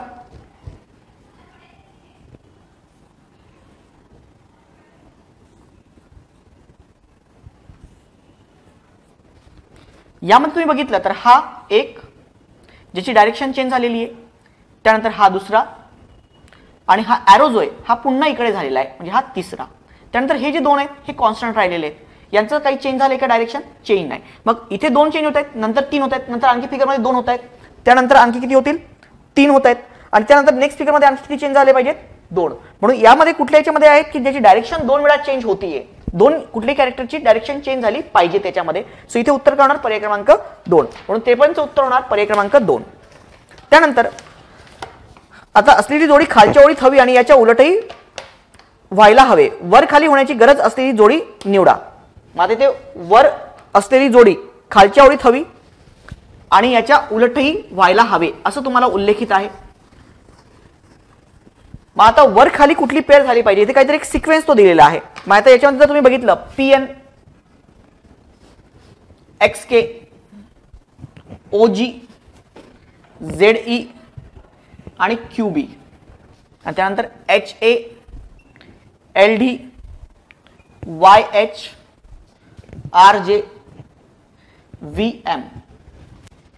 मग आता याच्यामध्ये जर तुम्ही बघितलं तर इथे बघा एक सिक्वेन्स आहे, म्हणजे BCD स्किप करा आणि काय येतं E, म्हणजे 3 याच्यानंतर गेले तर E येतं. FG स्किप करा, इथे काय आलं पाहिजे, इथे G आहे पण इथे काय पाहिजे +3 जर बघितलं तर इथे H लागेल तुम्हाला. आणि त्यानंतर H च्या नंतर जर तुम्ही बघितलं HIJ स्किप करा K, H च्या नंतर +3 घेतलं तर काय येणार K आणि LMN अगेन +3 म्हणजे M. त्यानंतर यामध्ये सेम ABCD +3 EF इथे काय पाहिजे EF स्किप करा, इथे काय पाहिजे तुम्हाला G. म्हणजेच तुम्हाला काय YH हा वरती जायला पाहिजे आणि OG कुठे आला पाहिजे, खाली आला पाहिजे. याचं एक्सचेंज होणं आवश्यक आहे. म्हणून इथे उत्तर होणार तुमचं पर्याय क्रमांक 2 YH आणि OG.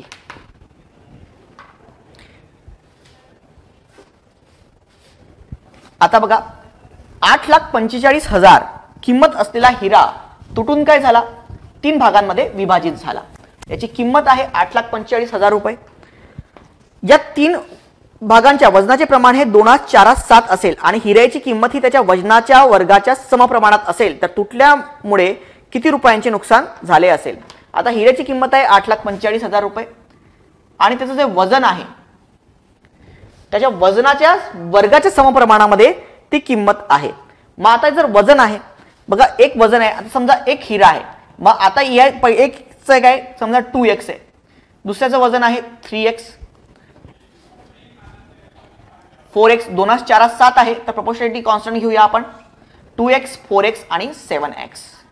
मग आता तो काय म्हणतो की त्याचा जो काही किंमत असते ती काय असते त्याच्या वजनाच्या समप्रमाणामध्ये असते. मग आता जेव्हा हे सगळी टोटल असेल, जेव्हा एक पूर्ण हिरा होता, हे तुटल्यानंतर असे तुकडे पडलेत. जेव्हा एक हिरा होता तेव्हा 2x अधिक 4x अधिक 7x म्हणजेच किती x, जवळपास 13x काय होतं त्याचं वजन होतं.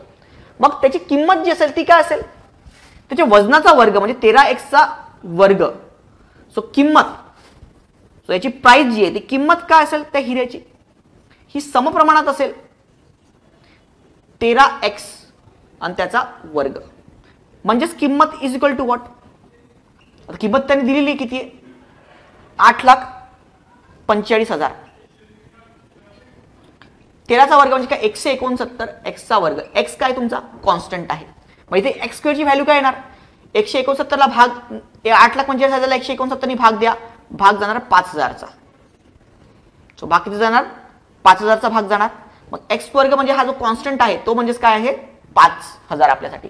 मग तो म्हणतो की जेव्हा 2x 4x आणि 7x असे 3 तुकडे पडतात, मग आता शेवटी तुकडे सुद्धा झाले तर आता हा पण एक हिरा असेल ना, तुटला तर बाकी तो पण हिरा काहीतरी किमतीला जाणार, तो त्याच्या वर्गामध्ये जाणार.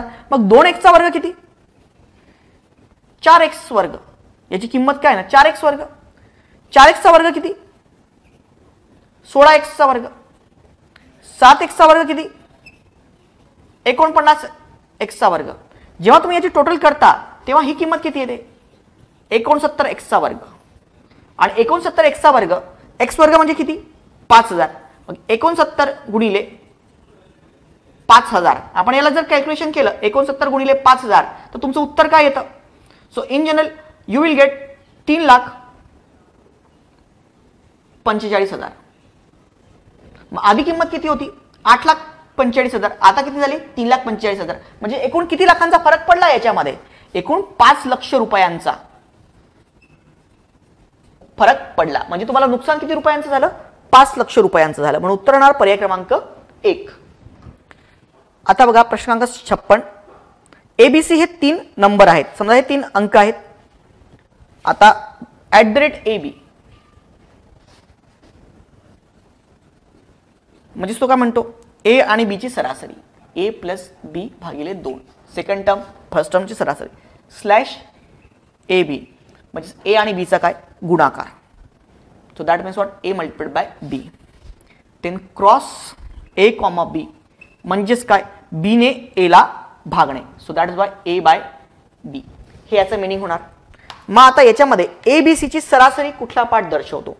मग आता याच्यामध्ये तुम्ही ट्राय अँड एरर तुम्हाला करावं लागणार आहे. आपल्याला पाहिजे ए बी सी ची सरासरी म्हणजेच काय A plus B plus C भागिले 3 हे कशाचा आन्सर येईल. मग यामध्ये तुम्ही पर्याय क्रमांक 4 बघितला बघा. पर्याय क्रमांक 4 कसा आहे स्लॅश आहे त्यानंतर क्रॉस आहे त्यानंतर ॲट द रेट आहे स्लॅश आहे त्यानंतर ॲट द रेट आहे त्यानंतर B comma A comma 2 comma C C then comma 3 then comma 2 अशा प्रकारे पुन्हा दिलेले. आता यामध्ये पहिला सॉल्व्ह करा. ॲट द रेट बी ए पहिले तुम्ही हा ब्रॅकेट सॉल्व्ह करणार. ॲट द रेट बी ए म्हणजे काय ए आणि बी ची ॲव्हरेज. इथे काय येणार ए प्लस बी भागिले 2 हा पार्ट सॉल्व्ह होईल आणि हे येणार ॲव्हरेज. कॉमा नंतर राहिलं 2. मग आता यानंतर स्लॅश दिलेला आहे. मग आता इथे स्लॅश आहे म्हणजेच काय या दोघांचा गुणाकार. मग ए बी आणि गुणिले 2 हे कॅन्सल आउट होतील म्हणून उरणार काय इंजिन हा स्लॅश कॅन्सल आउट होईल ए गुणिले ए अधिक बी. त्यानंतर ॲट द रेट आणि C. So at the rate आणि सी. मग आता ॲट द रेट म्हणजेच काय यांचा ॲव्हरेज. मग आता ए आणि बी आता आपल्याकडे एकच टर्म होती बघा ही वेगळी टर्म नाहीये आणि सी याचा ॲव्हरेज मग थर्ड टर्म सी आली पण ए आणि बी ही एक टर्म आपण कन्सिडर केली तिथे आपण 2 सेकंड टर्म कन्सिडर करू म्हणजे याचा आणखी ॲव्हरेज होणार. मग त्यानंतर हा पुन्हा सॉल्व्ह होणार झाला आपला पार्ट. आता नंतर काय क्रॉस आणि 3. मग आता क्रॉस आहे तर काय होणार ए भागिले येणार इथे येणार मग बी काय येणार 3 काय येणार त्याच्या इन जनरल भागिले येणार. मग आता इथे 3 काय येणार इथे येणार. त्यानंतर आता हे पण सॉल्व्ह झालंय. आता स्लॅश आणि स्लॅश येतो म्हणजेच काय यांचा गुणाकार. मग गुणाकार किती का 2 ने गुणार.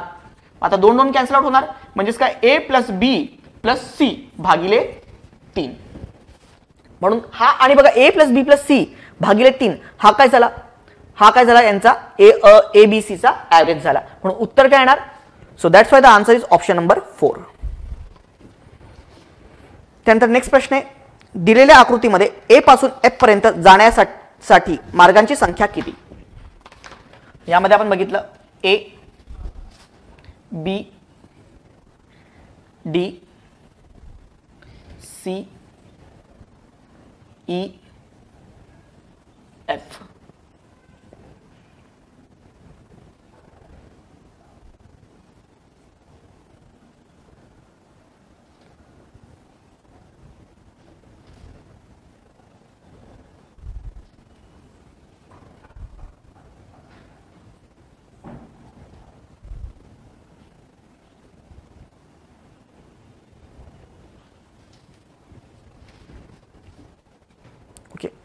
आता ए पासून एफ पर्यंत आपल्याला जायचंय.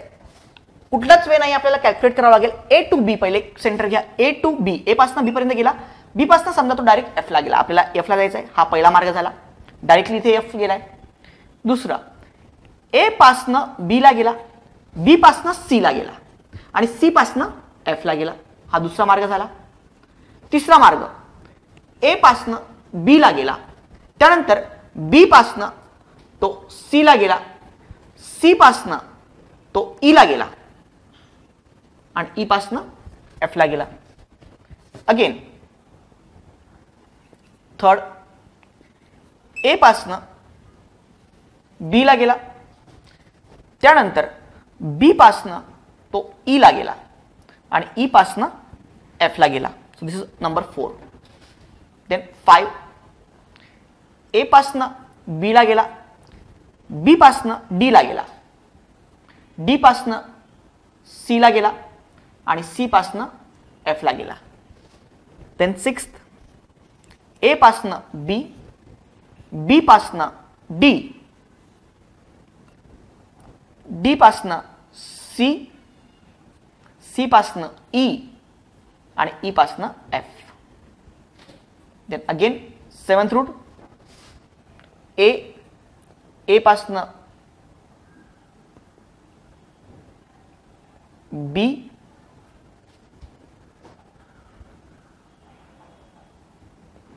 सॉरी ए पासनं डी, डी पासनं सी आणि सी पासनं F. Then 8th A, A पासनं बी, बी पासनं डी, डी पासनं ई आणि ई पासनं F. Then again 9th A, A नंतर डी, डी नंतर इन जनरल सी, त्यानंतर ई आणि F. Then 10th A, A पासनं डी, डी पासनं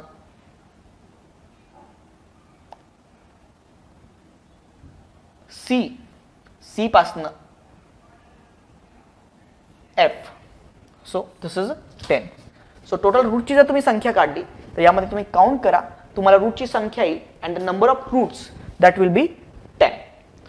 so this are the 10 routes. Next example आहे 58. जर उत्तरेस आणि पश्चिमेस जाण्यास परवानगी असेल, जर फक्त उत्तरेस आणि पश्चिमेस जाण्यास परवानगी आहे, अशा प्रकारची आपल्याला डायग्राम दिलेली आहे. मग यामध्ये जाण्याची परवानगी किती? मग यामध्ये एक शॉर्ट फॉर्म्युला आहे, तो लक्षात ठेवा. समजा ही एक ग्रीड आहे, ही अशी एक जाडी दिलेली असते तुम्हाला. सो ही जाडी आहे, इथे पॉइंट ए आहे, तुम्हाला कंडिशन आहे इकडे जाऊ शकतो तो आणि वरती जाऊ शकतो. मग जर अशा प्रकारे तुम्हाला कंडिशन दिलेली आहे आणि तुम्हाला कुठे जायचं आहे, इथे जायचं आहे, मग या टाईपचे एक्झाम्पल्स कसे सॉल्व्ह करायचे? सो इन जनरल UPSC मध्ये असे प्रश्न आलेले आहेत एक्झामिनेशन मध्ये. आता आपण एवढं काउंट तर करू शकत नाही, छोटासा असेल तर आपण कदाचित काउंट पण करून घेऊ. आता इतके किती मार्ग शोधत बसायचे, म्हणजे तो कसं जाऊ शकतो, या असा असं जाऊ शकतो, या असा इथनं इकडे गेला, इकडे गेला, इकडे असा आणि असं जाऊ शकतो. असे खूपसे मार्ग होऊ शकतात. मग आता तुम्ही याच्यामध्ये कन्सेप्ट ऑफ फॅक्टोरियल यूज करायचा. इन जनरल याच्यामध्ये जर तुम्ही बघितलं तर हे किती मार्ग आहेत, दिस इज 5 आणि हे किती आहेत, 3. ओके. सो इन जनरल नेहमी लक्षात ठेवा, ही जी ग्रीड आहे समजा ही m मल्टिप्लाइड बाय n डायमेन्शनची असते. म्हणजे हे बॉक्स जे 1 2 3 4 5 5 आणि ही काय त्याची लांबी आणि रुंदी किती आहे, सो 5/3. सो ऑलवेज अशा केसमध्ये काही कंडिशन तुम्हाला दिलेली असते, 2 डायरेक्शन मध्ये जाण्याची परवानगी असते आणि 2 ठिकाणी नसते. सो मार्गांची संख्या is equal to m plus n the whole factorial upon m factorial into the n factorial. मग m plus n the whole factorial, मग m प्लस n म्हणजे काय, सो 5 अधिक n, n म्हणजे काय होतं 3. सो 5 आणि 3 म्हणजे 8 फॅक्टोरियल भागिले 5 factorial into the 3 factorial. So म्हणजे 8 factorial into the 5 factorial and 3 factorial. मग आता 5 फॅक्टोरियल 8 म्हणजे काय, 8 7 6 5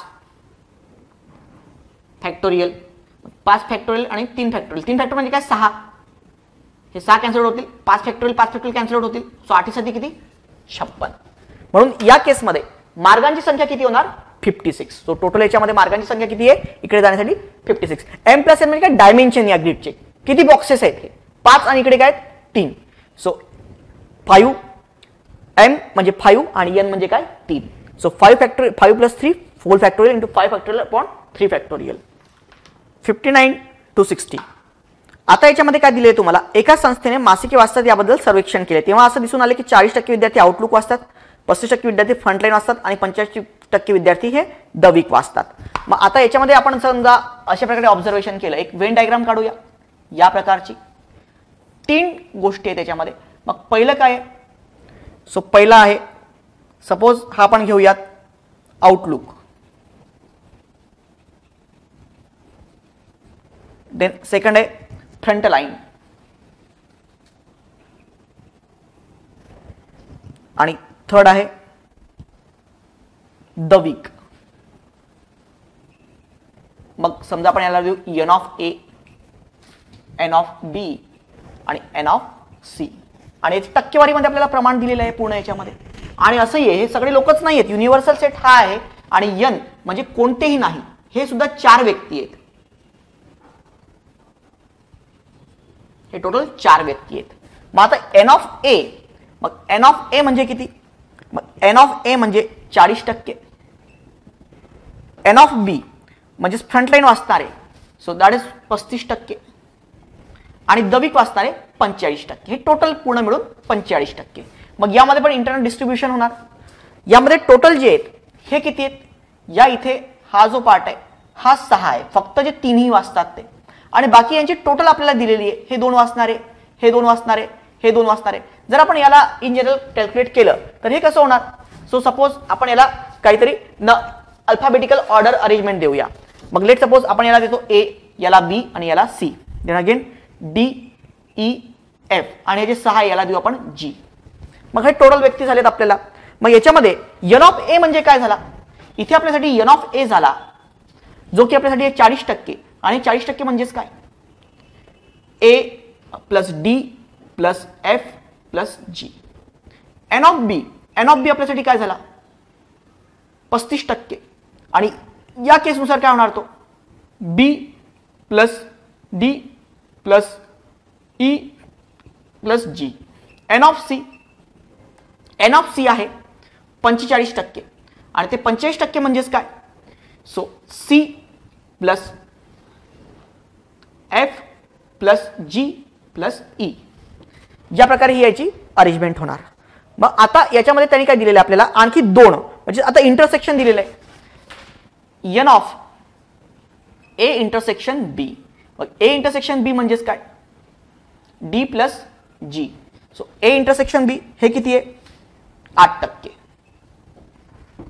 एन ऑफ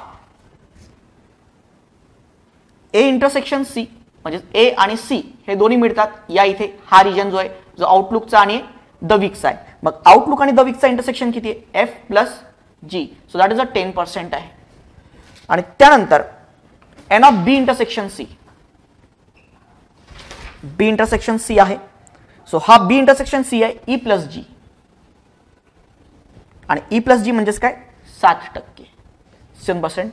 आणि तीनही हा टक्के. बघा आता यामध्ये मेन काय, हे सगळं टक्केवारीमध्ये दिलेलं आहे, आणि फक्त शेवटचं जी टर्म आहे ती टक्केवारीमध्ये नाही आहे. जे तिन्ही वाजतात ते 6 व्यक्ती आहेत. मग 6 व्यक्ती काय, N of A intersection B intersection C that equals to only C. It is not in percentage, हा शेकडेवारीमध्ये नाहीये.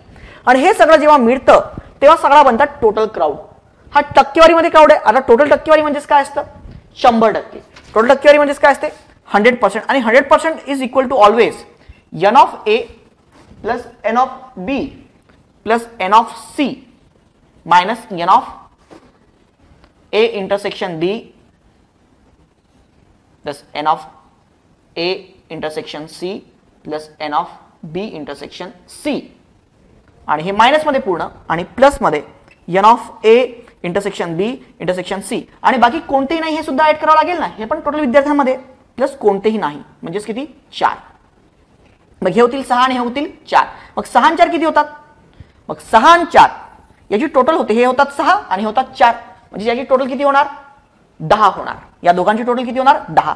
मग आता 10 होणार, आणि या प्रत्येकाच्या व्हॅल्यूज टाका. मग तुम्हाला शेवटी काय येणार, याची टोटल जी होते ती होते 95. सगळे मायनस वगैरे करून याची होते 95. मग 95 इकडे जातील तर म्हणजेच काय 5% इज इक्वल टू 6 प्लस 4 म्हणजेच काय 10. टोटल विद्यार्थ्यांचे 5% म्हणजे जर 10 असेल, जर टोटल विद्यार्थ्यांचे 5% 10 आहेत तर 100% विद्यार्थी म्हणजेच किती 200. So 100% of the student that equals to what 200. Total विद्यार्थी होतील 200. मग त्यानंतर आपण जेव्हा याचे अरेंजमेंट केलं ए बी सी डी या सगळ्यांचं जर अरेंजमेंट केली तर फायनल आपली अरेंजमेंट कशा प्रकारे येणार. सो फायनल आपली अरेंजमेंट येणार प्रत्येकाच्या दुप्पट करा. म्हणजे इथे जर आपण बघितलं तर एन ऑफ सी हे किती होतं 45% होतं. यामध्ये असं होणार, आता हे बघा नंबर मध्ये हे 6 इकडेच राहतील, 4 बाहेरचे राहतील. So N of C is equal to 45%. 200 लोक आहेत म्हणजे किती लोक झाले 45%, 200 चे किती होतात 90. एन ऑफ ए जे आउटलुक वाचतात ते किती होतील 40% म्हणजेच 80. आणि n of B, so N of B म्हणजेच काय 35% म्हणजेच किती 70. ओके. सो आता यामध्ये इन जनरल त्यांनी सांगितलेलं आहे की कुठले लोक आहेत. सो पहिलं इंटरसेक्शन आहे N of A intersection B. So D plus G is equal to what 18. So आता हे दोन्ही मिळून जे आहेत ए आणि बी चे इंटरसेक्शन आहे किती आहे 18 आहे. मग 18 आहे. So that is what in general N of A intersection B. So that equals to what 8%. हे आहे टोटल 8%. आणि 8% म्हणजेच किती, जर 200 च्या आहेत 8% किती 16, 6 ऑलरेडी आहे म्हणून हे किती येणार 10. या दोघांचं जे इंटरसेक्शन आहे, या दोघांचं इंटरसेक्शन हे आहे 7%. सो 7% म्हणजे किती? टोटल 14. 14 पैकी 6 हे आले. माझं 14 पैकी 6 आलेत, तर मग आता इथे किती राहिलेत? 8. देन इन जनरल या दोघांचं इंटरसेक्शन किती होणार? 10%. So that is equal to what? In general 10% म्हणजे किती? 20. 20 पैकी 6 हे आले, तर हे किती राहिलेत? 14. ओके. सो 14, 16 आणि सो अगेन हे टोटल 20 पैकी 14. हे अशा प्रकारची अरेंजमेंट येणार. मग आता याच्यामध्ये बघा 14, 6 आणि 8, मग उरलेला 90 पैकी हा पार्ट किती आहे? हे येणार 62. हा जो उरलेला पार्ट आहे फक्त फ्रंट एंड हे होणार 46 आणि हे होतील 50. याची टोटल करा, हे सगळ्यांची टोटल 80 येते, या सगळ्यांची टोटल करा ही 70 येते आणि या सगळ्यांची टोटल करा ही किती येते? 90 येते. मग आता त्यानंतर त्यांनी विचारलं की द वीक वाचणारे, आता द वीक वाचणारे किती आहेत? 90 आहेत आणि आणखी एखादं वाचतात, एक तरी वाचतात, मग 1 किंवा 2.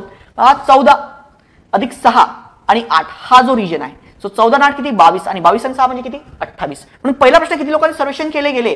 हे होणार 200 आपलं आलेलं आहे उत्तर. आणि नंबर 2 एक्झाम्पल जे होतं, म्हणजे इथे जर प्रश्न क्रमांकाच्या स्वरूपात बघितलं हे 59चा आन्सर होणार 200. म्हणून म्हणजेच काय उत्तर येणार? पर्याय क्रमांक 1. आणि द वीक वाचतात त्यापैकी नक्की किती विद्यार्थी एक तरी मासिक वाचतात? सो मिनिमम 1 म्हणजे काय? 1 किंवा त्यापेक्षा जास्त. 14 आणि 8 म्हणजे किती? 22 आणि 22 आणि 6 म्हणजे किती? 28. सो उत्तर होणार इथे पर्याय क्रमांक 2. सो 60चं उत्तर होणार पर्याय क्रमांक 2. त्यानंतर नेक्स्ट प्रश्न क्रमांक 61. अनेक पाळीव प्राण्यांच्या मालकांना आपण पाळलेला प्राणी बराच काळ आजारी असल्याने होत असलेल्या वेदना पाहवत नाही आणि सततच्या उपचारांना होणारा खर्च व पशुवैद्यकाची फी खूप जास्त असते. अशांपुढे त्यांना म्हणजे त्याला प्राण्यांना वेदनारहित मृत्यू देणे हा एक पर्याय असतो. अशा गोष्टीचा विचार करणे, त्याविषयी संवाद साधणे व निर्णय घेणे भावनिकदृष्ट्या पाळीव प्राण्यांच्या मालकांसाठी फार कठीण जाते. म्हणून वेदनारहित मृत्यू देणे प्रक्रियेविषयी पशुवैद्यकाशी चर्चा करणे उपयुक्त ठरते. मग आता याच्यामध्ये कुठले सत्य आणि वास्तव गृहीत आहे? मग यामध्ये काय गोष्ट अझ्युम केलेली असं विचारलेलं आहे त्यांनी. आपल्याला प्राण्याला वेदनारहित मरण देणे ही गोष्ट भावनिकदृष्ट्या त्यांच्या मालकांसाठी अत्यंत कठीण आहे. फक्त हे कठीण आहे, पण इथे उल्लेख काय की पशुवैद्यकाशी चर्चा केली पाहिजे. इथे असं कुठे दिलेलं नाहीये. मग आता त्याच्यामध्ये ती चर्चा केली पाहिजे म्हणजे त्याच्यामध्ये काय अझम्पशन येईल? तर याच्यामध्ये बघा किती कठीण असेल तरी पाळीव प्राण्याच्या मालकाला त्यासाठी लागणारा खर्च आणि आजारी असलेल्या प्राण्याची सतत काळजी घेण्यासाठी होणारी भावनात्मक गुंतवणूक याचा विचार करावा लागतो. आता फक्त गुंतवणूक त्याला खर्च आहे, पण फक्त तेवढं मेन्शन केलंय, पण तो मेन मुद्द्याचं अझम्पशन नाहीये. इन जनरल ते डिस्कस करावं लागतं, तो डिस्कस करतो त्याची उपयुक्तता ठरते, हे लेखकाचं आर्ग्युमेंट आहे. हे कुठल्या अझम्पशनवर बेस्ड आहे हे यातनं माहिती पडत नाही. सो बेटर वे याच्यामध्ये काय की उपचारासाठी पर्याय, त्यासाठी येणारा खर्च आणि पुढील निष्कर्ष आणि बरे होण्याची शक्यता या सर्व गोष्टीबाबत पशुवैद्यक तुम्हाला सल्ला देऊ शकतो. म्हणून वेदनारहित मृत्यूबद्दल वस्तुनिष्ठ निर्णय घेण्यास तो मदत करू शकतो. उत्तर होणार पर्याय क्रमांक 3. प्रश्न क्रमांक 62 बघा. इथे आपल्याला अनुमान काढायचा आहे. काय अनुमान आहे? ब्रिटिश संग्रहालय खूप वेगळी आहेत, तीच त्यांची ताकद आहे. हांसचा संग्रह हा ब्रिटिश संग्रहालयाचा पाया आहे की जो राष्ट्राला ट्रस्टच्या स्वरूपात त्याने दिला होता. ब्रिटिश संग्रहालय लोकांनी निर्माण केले होते आणि लोकांनी जमवलेल्या वस्तूंमुळे ते श्रीमंत झाले होते. नागरिक समाजाचा हा एक भाग आहे. हा काय? नागरिक समाजाचा भाग आहे. प्रमुख अमेरिकन संस्थांच्या तुलनेत त्याचे वेगळेपण दिसते. समाजकार्य करण्याच्या लोकांच्या औदार्यामुळे जरी याची निर्मिती झाली असली तरी अमेरिकेत एक खाजगी संस्था म्हणूनच संग्रहालय चालवली जातात.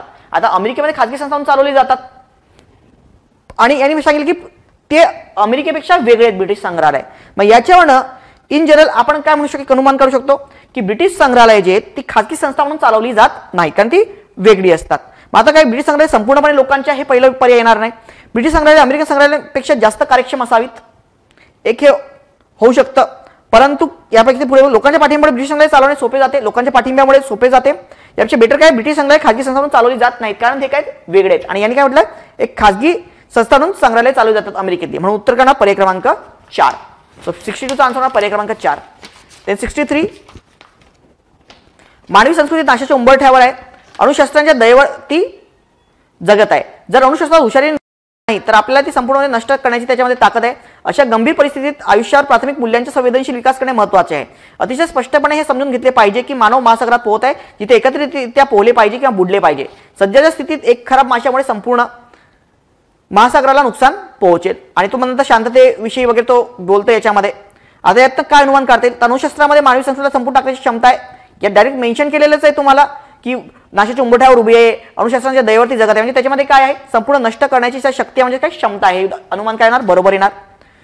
देन नंबर 2 देशात काय चाललंय त्याकडे लक्ष न देता एकत्रित राहणे हे देशांना शक्य नाही. हे आपल्याला इथं कुठे इन्फर होते आणि जोपर्यंत पृथ्वीवर अनुशासन नष्ट केली जात तोपर्यंत शांतता प्रस्थापित होणे शक्य नाही. आता नष्ट केली जात नाही म्हणून शक्यच नाही असं डायरेक्टली आपण डेफिनेटली काढू शकत नाही. म्हणून उत्तर होणार इथे पर्याय क्रमांक 1. देन प्रश्न क्रमांक 64 बघा. यामध्ये काहीतरी सिक्वेन्स तुम्हाला दिलेले, मग आता यामध्ये काहीतरी संख्यामाला आहेत, त्याला कुठला नियम लागेल ते आपल्याला शोधायचं आहे.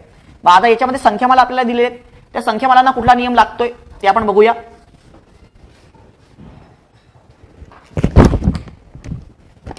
8, 26, 41 आणि -1. आता याला जर आपण सगळे नियम बघितले तर यामध्ये याला चौथा नियम कसा लागतो बघा. संख्येला 3 ने गुणून त्यात 7 वजा करा. समजा 3 ला 2 ने गुणलं तुम्ही म्हणजे उत्तर येतं 6 आणि त्यातनं 7 वजा करा. सो 6 वजा 7 म्हणजे किती? -1. त्यानंतर इन जनरल 5 ला 3 ने गुणा. सो 3 गुणिले 5, 5 त्रिक 15 वजा 7. सो 15 वजा 7 म्हणजे काय येणार? 8. सो इन जनरल जर तुम्ही याच्यामध्ये बघितलं तर काय होतं की प्रत्येक नंबर जो आहे या सिस्टीम मधला तो या नियमाला फॉलो करतो की 3 ने गुणा कुठल्याही नंबरला आणि त्यातनं 7 वजा करा. यातली प्रत्येक संख्या ती अशा प्रकारेच येणार. सो समजा 26चं आपण जर उदाहरण घेतलं तर 26 म्हणजेच काय? इन जनरल जर तुम्ही 3 ने गुणलं सो 33, 11 त्रिक 33. सो 3 गुणिले 11 म्हणजेच काय? 33 आणि 33 वजा 7. सो 33 वजा 7 म्हणजेच काय? So that is 26. So what is your answer? तुमचं उत्तर काय असणार? 26 उत्तर असणार. देन प्रश्न क्रमांक 65 बघा. 8 व्यंजने आणि 4 स्वर वापरून किती प्रकारे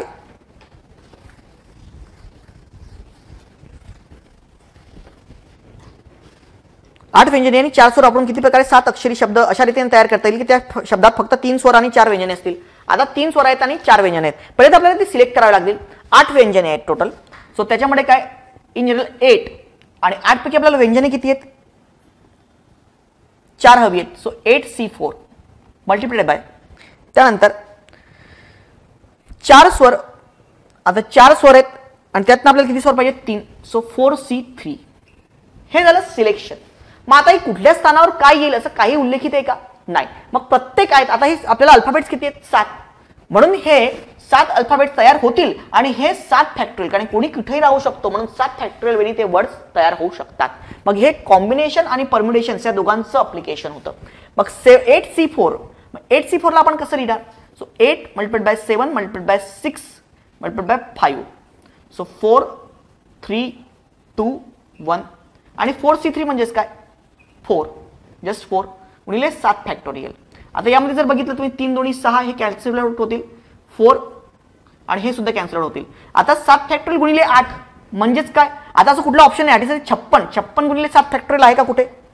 56 गुणिले 56 आणि त्यानंतर गुणिले 5.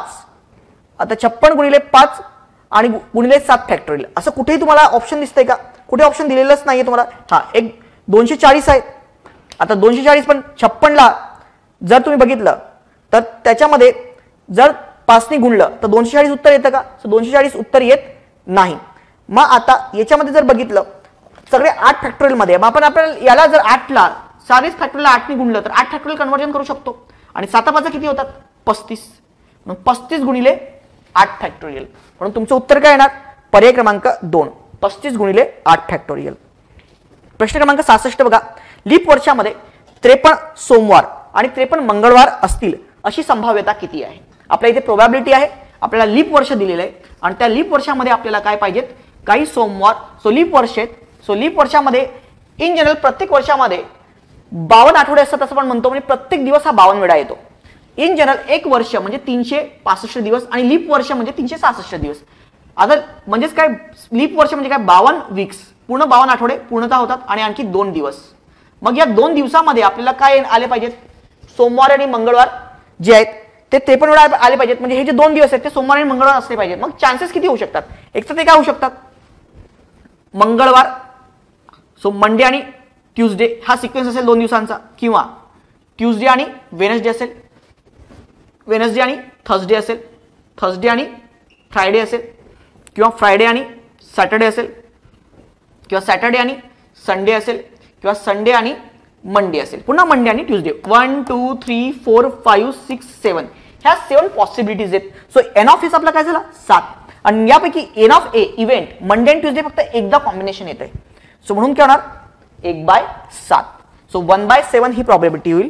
सो म्हणून उत्तर होणार तुमचं पर्याय क्रमांक 4 1/7. नेक्स्ट 67 बानूकडे एक मोडका कंपास आहे. मग बानूकडे आता मोडका कंपास आहे हे एक्झाम्पल बघूया आपण. आता यामध्ये जर तुम्ही डायरेक्शन बघितल्या ओरिजिनल आपल्या डायरेक्शन्स काय असतात. सो हे असतात नॉर्थ साऊथ ईस्ट आणि वेस्ट. मग आता याच्यामध्ये आपल्याला चेंज आउट होऊन जातं.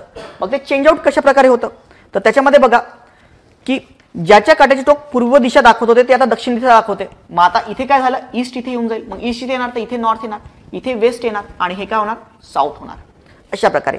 मग आता बघा हा कंपास आता दिशा दाखवते. मग या कंपासच्या आधारे बाणू 25 मीटर दक्षिणेला गेले. आता दक्षिण म्हणजे कुठे गेले इथे आली म्हणजे ती कुठे गेली 25 मीटर दक्षिणेला गेली म्हणजे इथे. So that is 25 metre. मग त्यानंतर ती वळून 30 मीटर पश्चिमेला गेली. सो 30 मीटर कुठे गेली वरती गेली म्हणजे पश्चिमेला गेली. 30 मीटर पश्चिमेला गेली.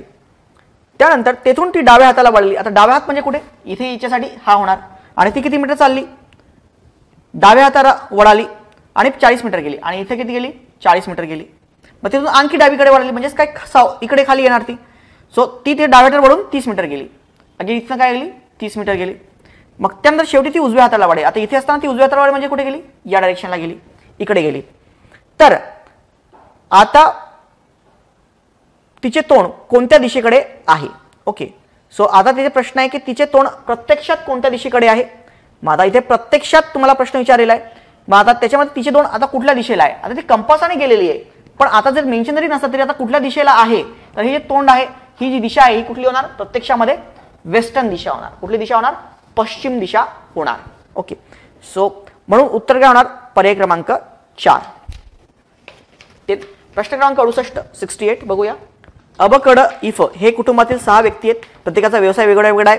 सो माझं बघा अ ब क ड ई आणि फ आणि त्यांचा प्रत्येकाचा व्यवसाय काहीतरी शिक्षक आहे वकील आहे डॉक्टर आहे अभिनेता आहे त्यानंतर लेखपाल आहे आणि वादक आहे.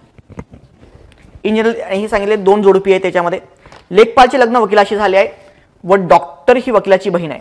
आता लेखपालचे लग्न जे आहे सो लेखपाल काय याचे लग्न झालेले आहेत वकिलाशी झालेले आहेत आणि डॉक्टर ही काय वकिलाची बहीण आहे. आता असा सिम्बॉल म्हणजे ब्रदर सिस्टर आहे असं म्हणजे हजबंड वाईफ आपण घेऊया आणि वकिलाची बहीण आहे ही कोण डॉक्टर. मग ही फिमेल आहे ही एवढं आपल्याला निश्चितपणे सांगता येतं. वादक हा अभिनेत्याचा आतेभाऊ आहे. आता वादक हा अभिनेत्याचा आतेभाऊ आहे होऊ शकतं. मग हे भाऊ इथे एकतर वादक इथे येणार आणि हा का होणार अभिनेता किंवा वादक हा अभिनेत्याचा आहे म्हणजे इथे काय होणार इथे वादक होणार आणि अभिनेत्याचं काय आतेभाऊ होणार होऊ शकतं. अशा प्रकारे हा मेल येणार. मग त्यानंतर जो अ आहे आणि हाच काय आहे हा व्यक्ती अ आहे. इथे अभिनेता लिहूया. So this is a male. हा मेल आहे वादक. त्यानंतर क हा वकील वादक असलेल्या ब चा मामा आहे. ओके सो क हा वकील आहे सो वादक असलेल्या ब चा मामा आहे. सो इथे अभिनेता इथे अभिनेता हा अ येणार. सो दॅट इज व्हॉट ज्या अभिनेता जो अ आहे तर मग हा अभिनेता झाला अ आणि वादक जो आहे हा वादक होणार ब. हा वादक आहे आणि वकील जो आहे तो त्याचा मामा आहे. सो हा काय झाला हा झाला क आणि हा झाला वकील. सो डेफिनेटली हा झाला मेल म्हणजे हे भाऊ बहीण झालेत. मग हा जर मेल आहे तर ही काय होणार लेखपाल जी आहे ती फिमेल होणार. आणि त्यानंतर मग आता इथे पण आणखी एक पर्सन येणार. मग त्यानंतर काय दिलं ई आणि एफ ह्या नणद एक भावजयी आहेत क्रमाने आहेत असे नाहीत पण ई ही अची आत्या नाही. अची आत्या काय ई नाही म्हणजे ई काय होणार ई इथे येणार. लेखपाल जी आहे ती ई होणार. मग आता ई होणार ई आणि म्हणून ही काय होणार ही फ होणार. आणि मग आता बघा अ झालं ब झालं क झालं देन फ झालं आणि ई झालं राहिला कोण फक्त ड. आणि याच्यामध्ये वादक आला अभिनेता आला डॉक्टर आला वकील आला आणि लेखक आला. मग आता याच्यामध्ये राहिला कोण? शिक्षक. हा कोण राहिला? शिक्षक. मग हा यांचं काय होणार? मुलगा होणार. सो इन जनरल मग ड हे कोणाचे पती आहेत? मग ड हे कोणाचे पती आहेत? तर फ चे. म्हणून उत्तर काय होणार? पर्याय क्रमांक 2. नेक्स्ट क्वेश्चन उत्तर विधान. काही डॉक्टर्स अभिनेते आहेत. आपण बेसिक डायग्राम काढूया. सो काही डॉक्टर्स ते काय आहेत? अभिनेते आहेत. सो काही डॉक्टर्स काय आहेत? अभिनेते आहेत. काही अभिनेते शिक्षक आहेत. काही अभिनेते काय आहेत? शिक्षक आहेत. सर्व नर्तक काय आहेत? शिक्षक आहेत. सर्व नर्तक हे शिक्षक आहेत म्हणून हे काय होणार?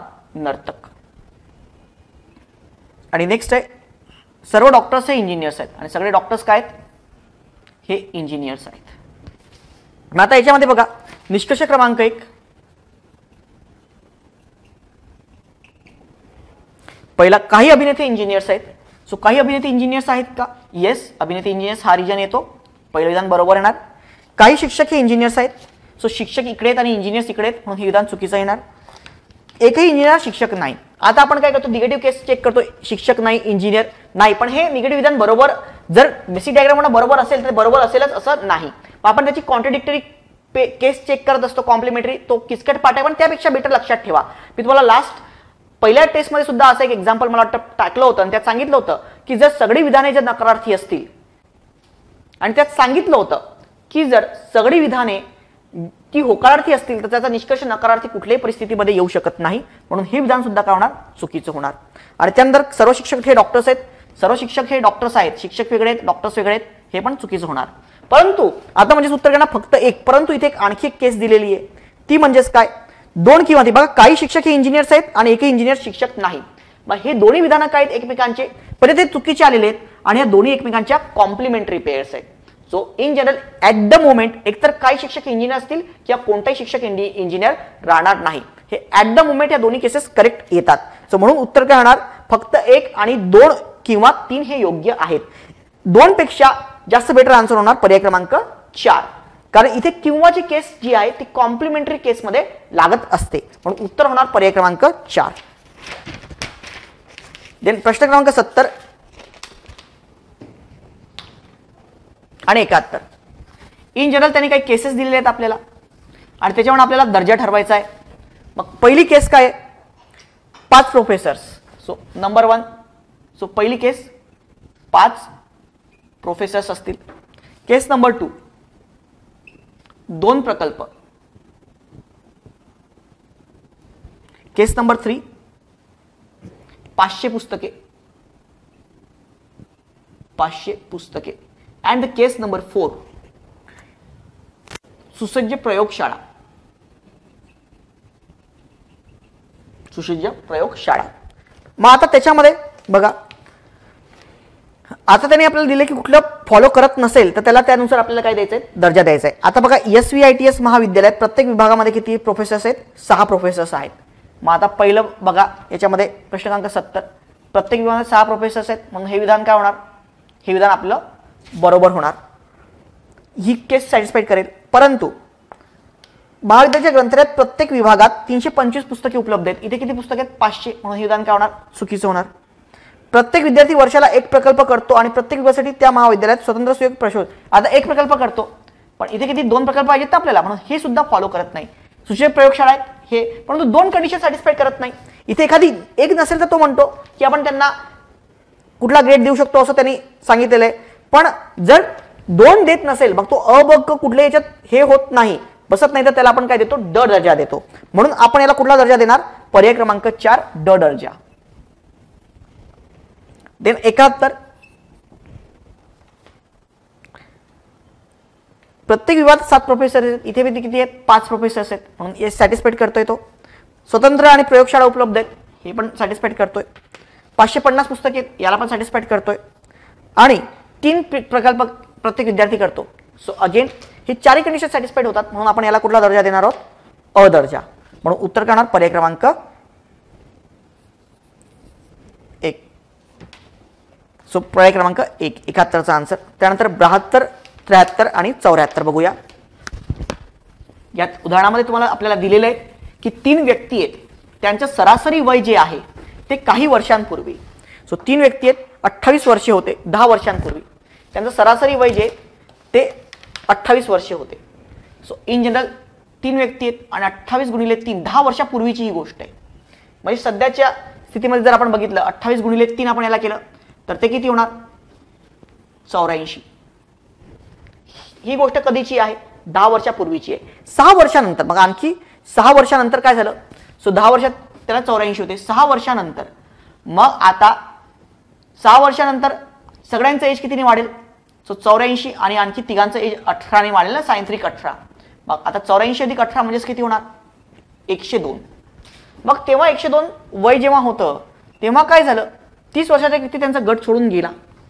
मग आता जर गट सोडून गेला तर तो किती होणार 72. दोघांचा किती होणार वय 72. मग त्या दोन व्यक्तींची सरासरी जी आहे ती 72 होणार. सो 72 भागिले 2 जी 6 वर्षानंतर 10 वर्षा आधीच्या 6 वर्षानंतर म्हणजे त्यांची सरासरी किती वय होणार 36 वर्षे. ही ती पहिले 10 वर्षानंतर आधी होती, नंतर ती 6 वर्षानंतर झाली. आता सध्याच्या स्थितीमध्ये ती 36 वर्षे त्यांची सरासरी आहे. आणि त्यानंतर आता तो म्हणतो आता सध्याच्या स्थितीमध्ये जर आजचं काढलं तर 6 वर्ष आधी होतं, 6 वर्ष 10 वर्षाचं 6 वर्षानंतर होतं, म्हणजे आपल्या सध्याच्या 4 वर्ष आधी होतं. मग आता सध्याचं वय त्यांचं किती प्रत्येकाचं जर ऍव्हरेज जर काढलं तर ते या दोघांची पण 4-4 वर्षांनी वाढणार, म्हणजे दोघांचं ऍव्हरेज होणार 40 वर्षे हा सध्याची सरासरी. मग 10 वर्षानंतर त्यांची सरासरी किती असेल. मग आता 10 वर्षानंतर म्हणजे आता सध्याचं 40 आहे तर 40 दोघांचं 10-10 वर्षांनी वय वाढणार, म्हणजे सध्याची त्यांची सरासरी किती होणार 50 वर्षे. 10 वर्षानंतरची त्यांची सरासरी होणार 50 वर्षे.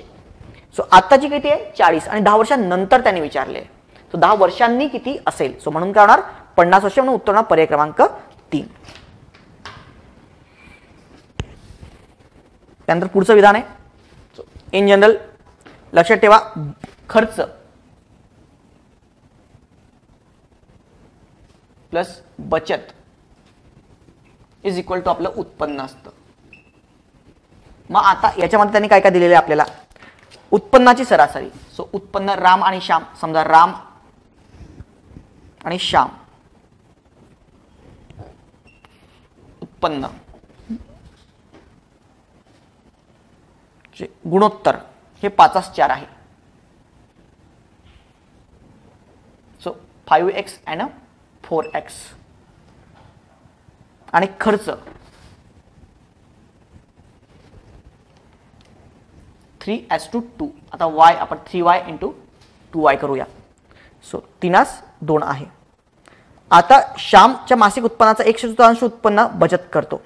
मग आता श्यामचं जर तुम्ही हे बघितलं बचत, तर बचत काय होणार उत्पन्न वजा खर्च श्यामचं. मग श्यामचं काय 4x वजा टॉईस ऑफ y आणि दॅट इज इक्वल टू त्याची बचत होणार.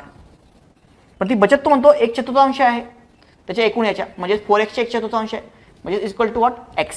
मग याचाच अर्थ काय हे 4x जर आपण इकडे x जर बघितले x इकडे आले ते का 3x is equal to 2y आणि म्हणून y म्हणजे काय 3/2 ऑफ x. y म्हणजे येणार 3/2 ऑफ x. मग त्याने विचारले की राम आणि श्यामच्या मासिक बचतीची सरासरी शोधा. मग इन जनरल राम आणि श्याम, आता रामचा काय होणार बचत 5x - 3y आणि y म्हणजे काय 3/2x. So 5x - 3 into 3/2 of x. So this is what in general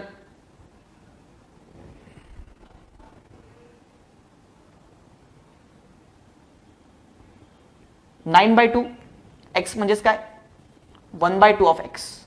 ही काय होणार रामची बचत होणार. श्यामची किती होती इन जनरल x होती. सो आता x आणि 1/2 x म्हणून राम आणि श्यामची इन जनरल यांनी काय विचारलेलं आहे श्याम आणि रामची. मग पहिले श्याम, तर श्याम किती होता x आणि राम किती होता 1/2 of x. x cancel out होतील. सो दॅट इक्वल्स टू हा 2 इकडे येणार. सो 2:1. म्हणून उत्तर काय होणार पर्याय क्रमांक 4. एका वस्तूची किंमत 50% ने वाढवली, त्यावरील खर्च 25% कमी करण्यात आला, तर त्याचा उपभोग किती टक्क्याने कमी करावा लागेल. आता या टाईपचे एक्झाम्पल जर आपल्याला सॉल्व्ह करायचे असेल तर या टाईपच्या एक्झाम्पलला कसं सॉल्व्ह करणार बघा. किंमत 50% वाढली. सपोज आपण पेट्रोल आहे, पेट्रोल यूज करतो 100 रुपये प्रति लिटरचं, ही पेट्रोलची किंमत आहे. आणि त्यानंतर त्याची किंमत जर 50% आपण वाढवली, सो जर आपण ती इन्क्रीज केली 50%, तर ते किंमत किती होणार? 150 रुपये प्रति लिटर ही किंमत होणार. ही वस्तूची किंमत वाढली. समजा तुम्ही 100 रुपये प्रति लिटर पेट्रोल आणि ते 10 लिटर यूज करता, म्हणजे तुम्ही किती रुपयाचं पेट्रोल यूज करता? 1000 रुपयाचं पेट्रोल टोटल यूज करता आहात. मग आता 1000 रुपयाचं पेट्रोल जर तुम्ही यूज करता आहात, तर आता पेट्रोलची किंमत किती झाली? 150 रुपये. आणि खर्च 25% कमी करतात. आधी तुम्ही 1000 रुपये खर्च करायचे, आता जो खर्च आहे 1000 रुपये हा जर 25% काय झाला? कमी झाला, तर तो आता खर्च किती होणार तुमचा? 750 रुपये होणार. किती होणार? 750 रुपये तुम्ही खर्च करू शकता. 750 खर्च करू शकता आणि किंमत झाली 150. मग आता कन्झम्पशन, आधी तुम्ही 10 लिटर पेट्रोल यूज करायचे की नाही, मग आता किती यूज करणार? सो 750 रुपयाचे तुमच्याकडे आणि 150 जर रेट आहे, तुम्ही फक्त 5 लिटर पेट्रोल यूज करू शकता. आधी किती यूज करायचे? 10%, 10 लिटर. आता येतात 5 लिटर, म्हणजे डायरेक्ट अर्ध झालं.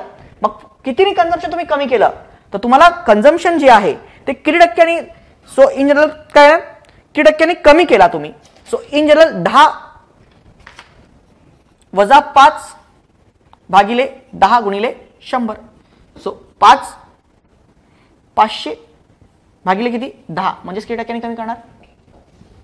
50%. म्हणून किती टक्क्यांनी कन्झम्पशन कमी करणार तुम्ही? 50% कमी करणार. नेक्स्ट आकृती क्रमांक 75 बघा. प्रश्न क्रमांक 75 आकृतीमध्ये दिलेले. आता याच्यामध्ये बघा काय होतंय की पहिला आणि तिसरा रो तुम्ही जर आकृतीला काळजीपूर्वक निरीक्षण केलं,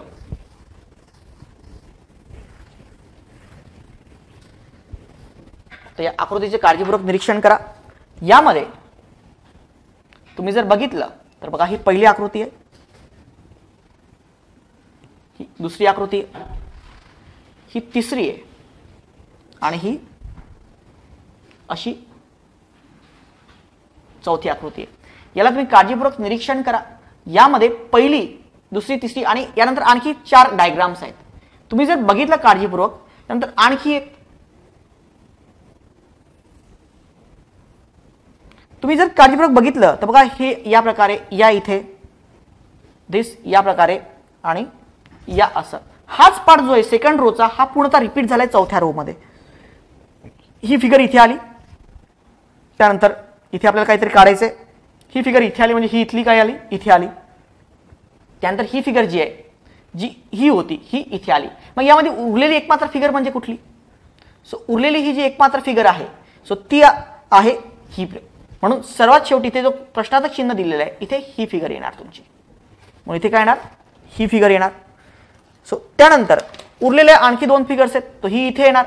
मग आता या पूर्ण सिक्वेन्स रिपीट होतोय, तर याचा पण सिक्वेन्स या इथे सेकंड याच्यामध्ये रिपीट होणार. मग इथे सुद्धा कुठले 2 वेगळे सिम्बॉल येतील. सो त्याच्यामुळे जर तुम्ही याच्यामध्ये बघितलं तर हा सिम्बॉल रिपीट झाला पाहिजे, म्हणजे हा इथे येणार, कारण उरलेले 2 सिम्बॉल्स तुमचे आलेले आहेत. आणि हा सिम्बॉल होईल, हा एक राहिलेला सिम्बॉल आहे. सो हे 2 सिम्बॉल्स येतील वरती आणि खाली हा सिम्बॉल येणार. सो असं कुठले अरेंजमेंट आहे? सो आन्सर इज पर्याय क्रमांक 2. 75 उत्तर पर्याय क्रमांक 2. आता डिसिजन मेकिंगचे प्रश्न घेऊयात.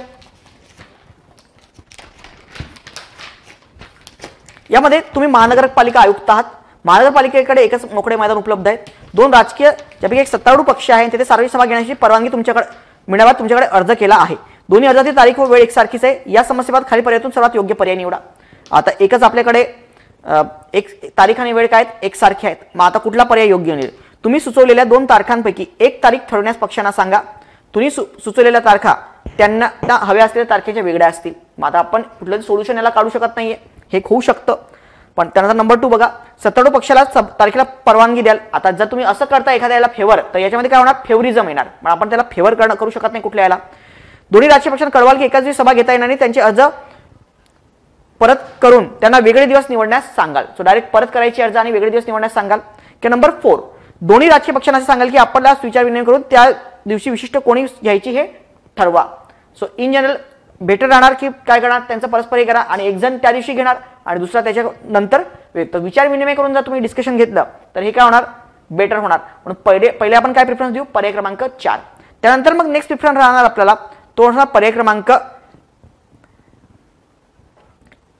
3 की सभा घेता येणार नाही आणि त्यांचे अर्ज जे आहेत एकाच दिवशी घेता येणार नाही. आपण त्यांना काय सांगणार? परस्पर वेगळे दिवस निवडण्याला सांगणार. प्रश्न क्रमांक 77 बघा, बराचसा माल काय विकला आहे. मग आता त्यात दोष आढळून आलेले आहेत. मग आता याच्यामध्ये बेटर काय होणार की तुम्हाला एक कॉस्टिंग मध्ये सुद्धा काय आलं पाहिजे, तुम्हाला कॉस्टिंग सुद्धा कमी आलं पाहिजे. मग आता याच्यामध्ये काय की सर्व उपकरणे जी ती परत मागवा आणि त्याला काय करा, दोष दुरुस्त करा त्याच्यामधला. मग हा काय होणार, हा जास्त बेटर होणार आणि याच्यासाठी खर्च सुद्धा कमी येणार आहे. मग आता तुम्हाला ते जर तुम्ही तो दोष काय झाला सॉल्व्ह केला तर तेवढंच काय होणार, तुमचं बेटर होणार. सो त्याच्यामुळे उत्तर काय होणार, पहिलं पर्याय क्रमांक 3 जास्त प्रिफरेबल असेल, त्यानंतर पर्याय क्रमांक 1 आणि त्यानंतर पर्याय क्रमांक 4. ओके, सो त्यामुळे उत्तर काय होणार, पर्याय क्रमांक 3. So answer is option number 3 हे बेटर पर्याय होणार त्याच्यामध्ये. नेक्स्ट प्रश्न क्रमांक 78. तुम्ही एका उत्पादक कंपनीचे मालक आहात, तुम्हाला खालील कामे करायची आहेत, ती तुम्ही कशी कराल, त्याचा हे लावा, क्रम लावा. आता बघा, तुम्हाला एक मालमत्ता कर भरायचा आहे, तो शेवटचा दिवस आहे, मग त्यामध्ये तो पण एक प्रिफरेबल येतो. पण आधी जर ऑप्शनमध्ये बघितलं पहिला प्रिफरन्स कुठे नाहीच आहे, त्याच्या कम्पॅरेटिव्हली मग काय तुमचा एक भविष्यातला ग्राहक आहे, ही गोष्ट तुम्हाला जास्त बेटर राहणार. म्हणून 2 पहिली प्रायोरिटी असणार तुमच्या कामाची, त्यानंतर 1, त्यानंतर 3. मग आता काय आईला डॉक्टर आणि त्यानंतर काय 4 मित्राला भेटायला जायचं आहे वगैरे, सो तो देणार. मग याच्यामध्ये काय होणार, पर्याय क्रमांक 4 हे बेटर ऑप्शन राहणार. देन प्रश्न क्रमांक 79. तुम्ही 150 उंबरठा असलेल्या गावाचे सरपंच आहात, तुमच्या गावाच्या 5 किमी अंतराच्या परिघात प्राथमिक शाळा आणि आरोग्य केंद्र उपलब्ध नाहीये. मग अशा वेळी तुम्ही अर्ज केला आणि केवळ एकच यासाठी निधी मिळालेला आहे. मग अशा परिस्थितीत तुम्ही काय करणार, सरपंच आहे तर तुम्ही पहिले ती इन्क्वायरी केली पाहिजे की तुम्हाला का दोन्ही याला फंड मिळाला नाही, जर एकालाच फंड दिला तर तो का दिला, पण याची संबंधित अधिकाऱ्याकडे दोन्ही कामासाठी निधी का मिळाला नाही याची चौकशी करणार, हा पहिला पर्याय होईल. त्यानंतर नेक्स्ट प्रिफरन्स काय असणार तुमचा की तुम्ही आरोग्य, आता बघा एज्युकेशन तर गरजेचं आहे, पण त्यापेक्षा जास्त जी इमिडिएट फॅसिलिटी येऊ शकते ती म्हणजेच काय आपली आरोग्याची. कारण एज्युकेशनला डेव्हलप व्हायला पण वेळ लागेल, विद्यार्थी येतील पण तो फक्त विद्यार्थ्यांपुरता मर्यादित आहे. पण इन जनरल मेडिकल फॅसिलिटी जी आहे ती सगळ्यांना बेटर आहे. सो म्हणून इथे काय होणार, तुमचं पर्याय क्रमांक 2 प्राथमिक आरोग्य केंद्रे बांधाल. सो म्हणून उत्तर करतो पर्याय क्रमांक 4. देन 80. तो एखाद्या व्यक्तीला पकडलेला आहे, तो विना तिकीट प्रवास करत होता, मग आता काय दंड भरण्यास सांगितलेला आहे. सो बेटर काय होणार याच्यामध्ये की त्यांनी काय करावा, जरी त्यांनी तिकीट काढलं असेल पण आता जर त्याच्याकडे तिकीट नाही तर कायद्यानुसार त्यांनी नियमानुसार दंड भरायला पाहिजे. म्हणून 80चं उत्तर होणार पर्याय क्रमांक 3. सो लौकिक अर्थाने त्याने दंड भरायला हवा. उत्तर येणार 80चं पर्याय क्रमांक 3. सो पुढची टेस्ट जी आहे ती आपली शेवटची 5वी टेस्ट आहे, त्यामुळे आपण पुढच्या आठवड्याला भेटूया. धन्यवाद.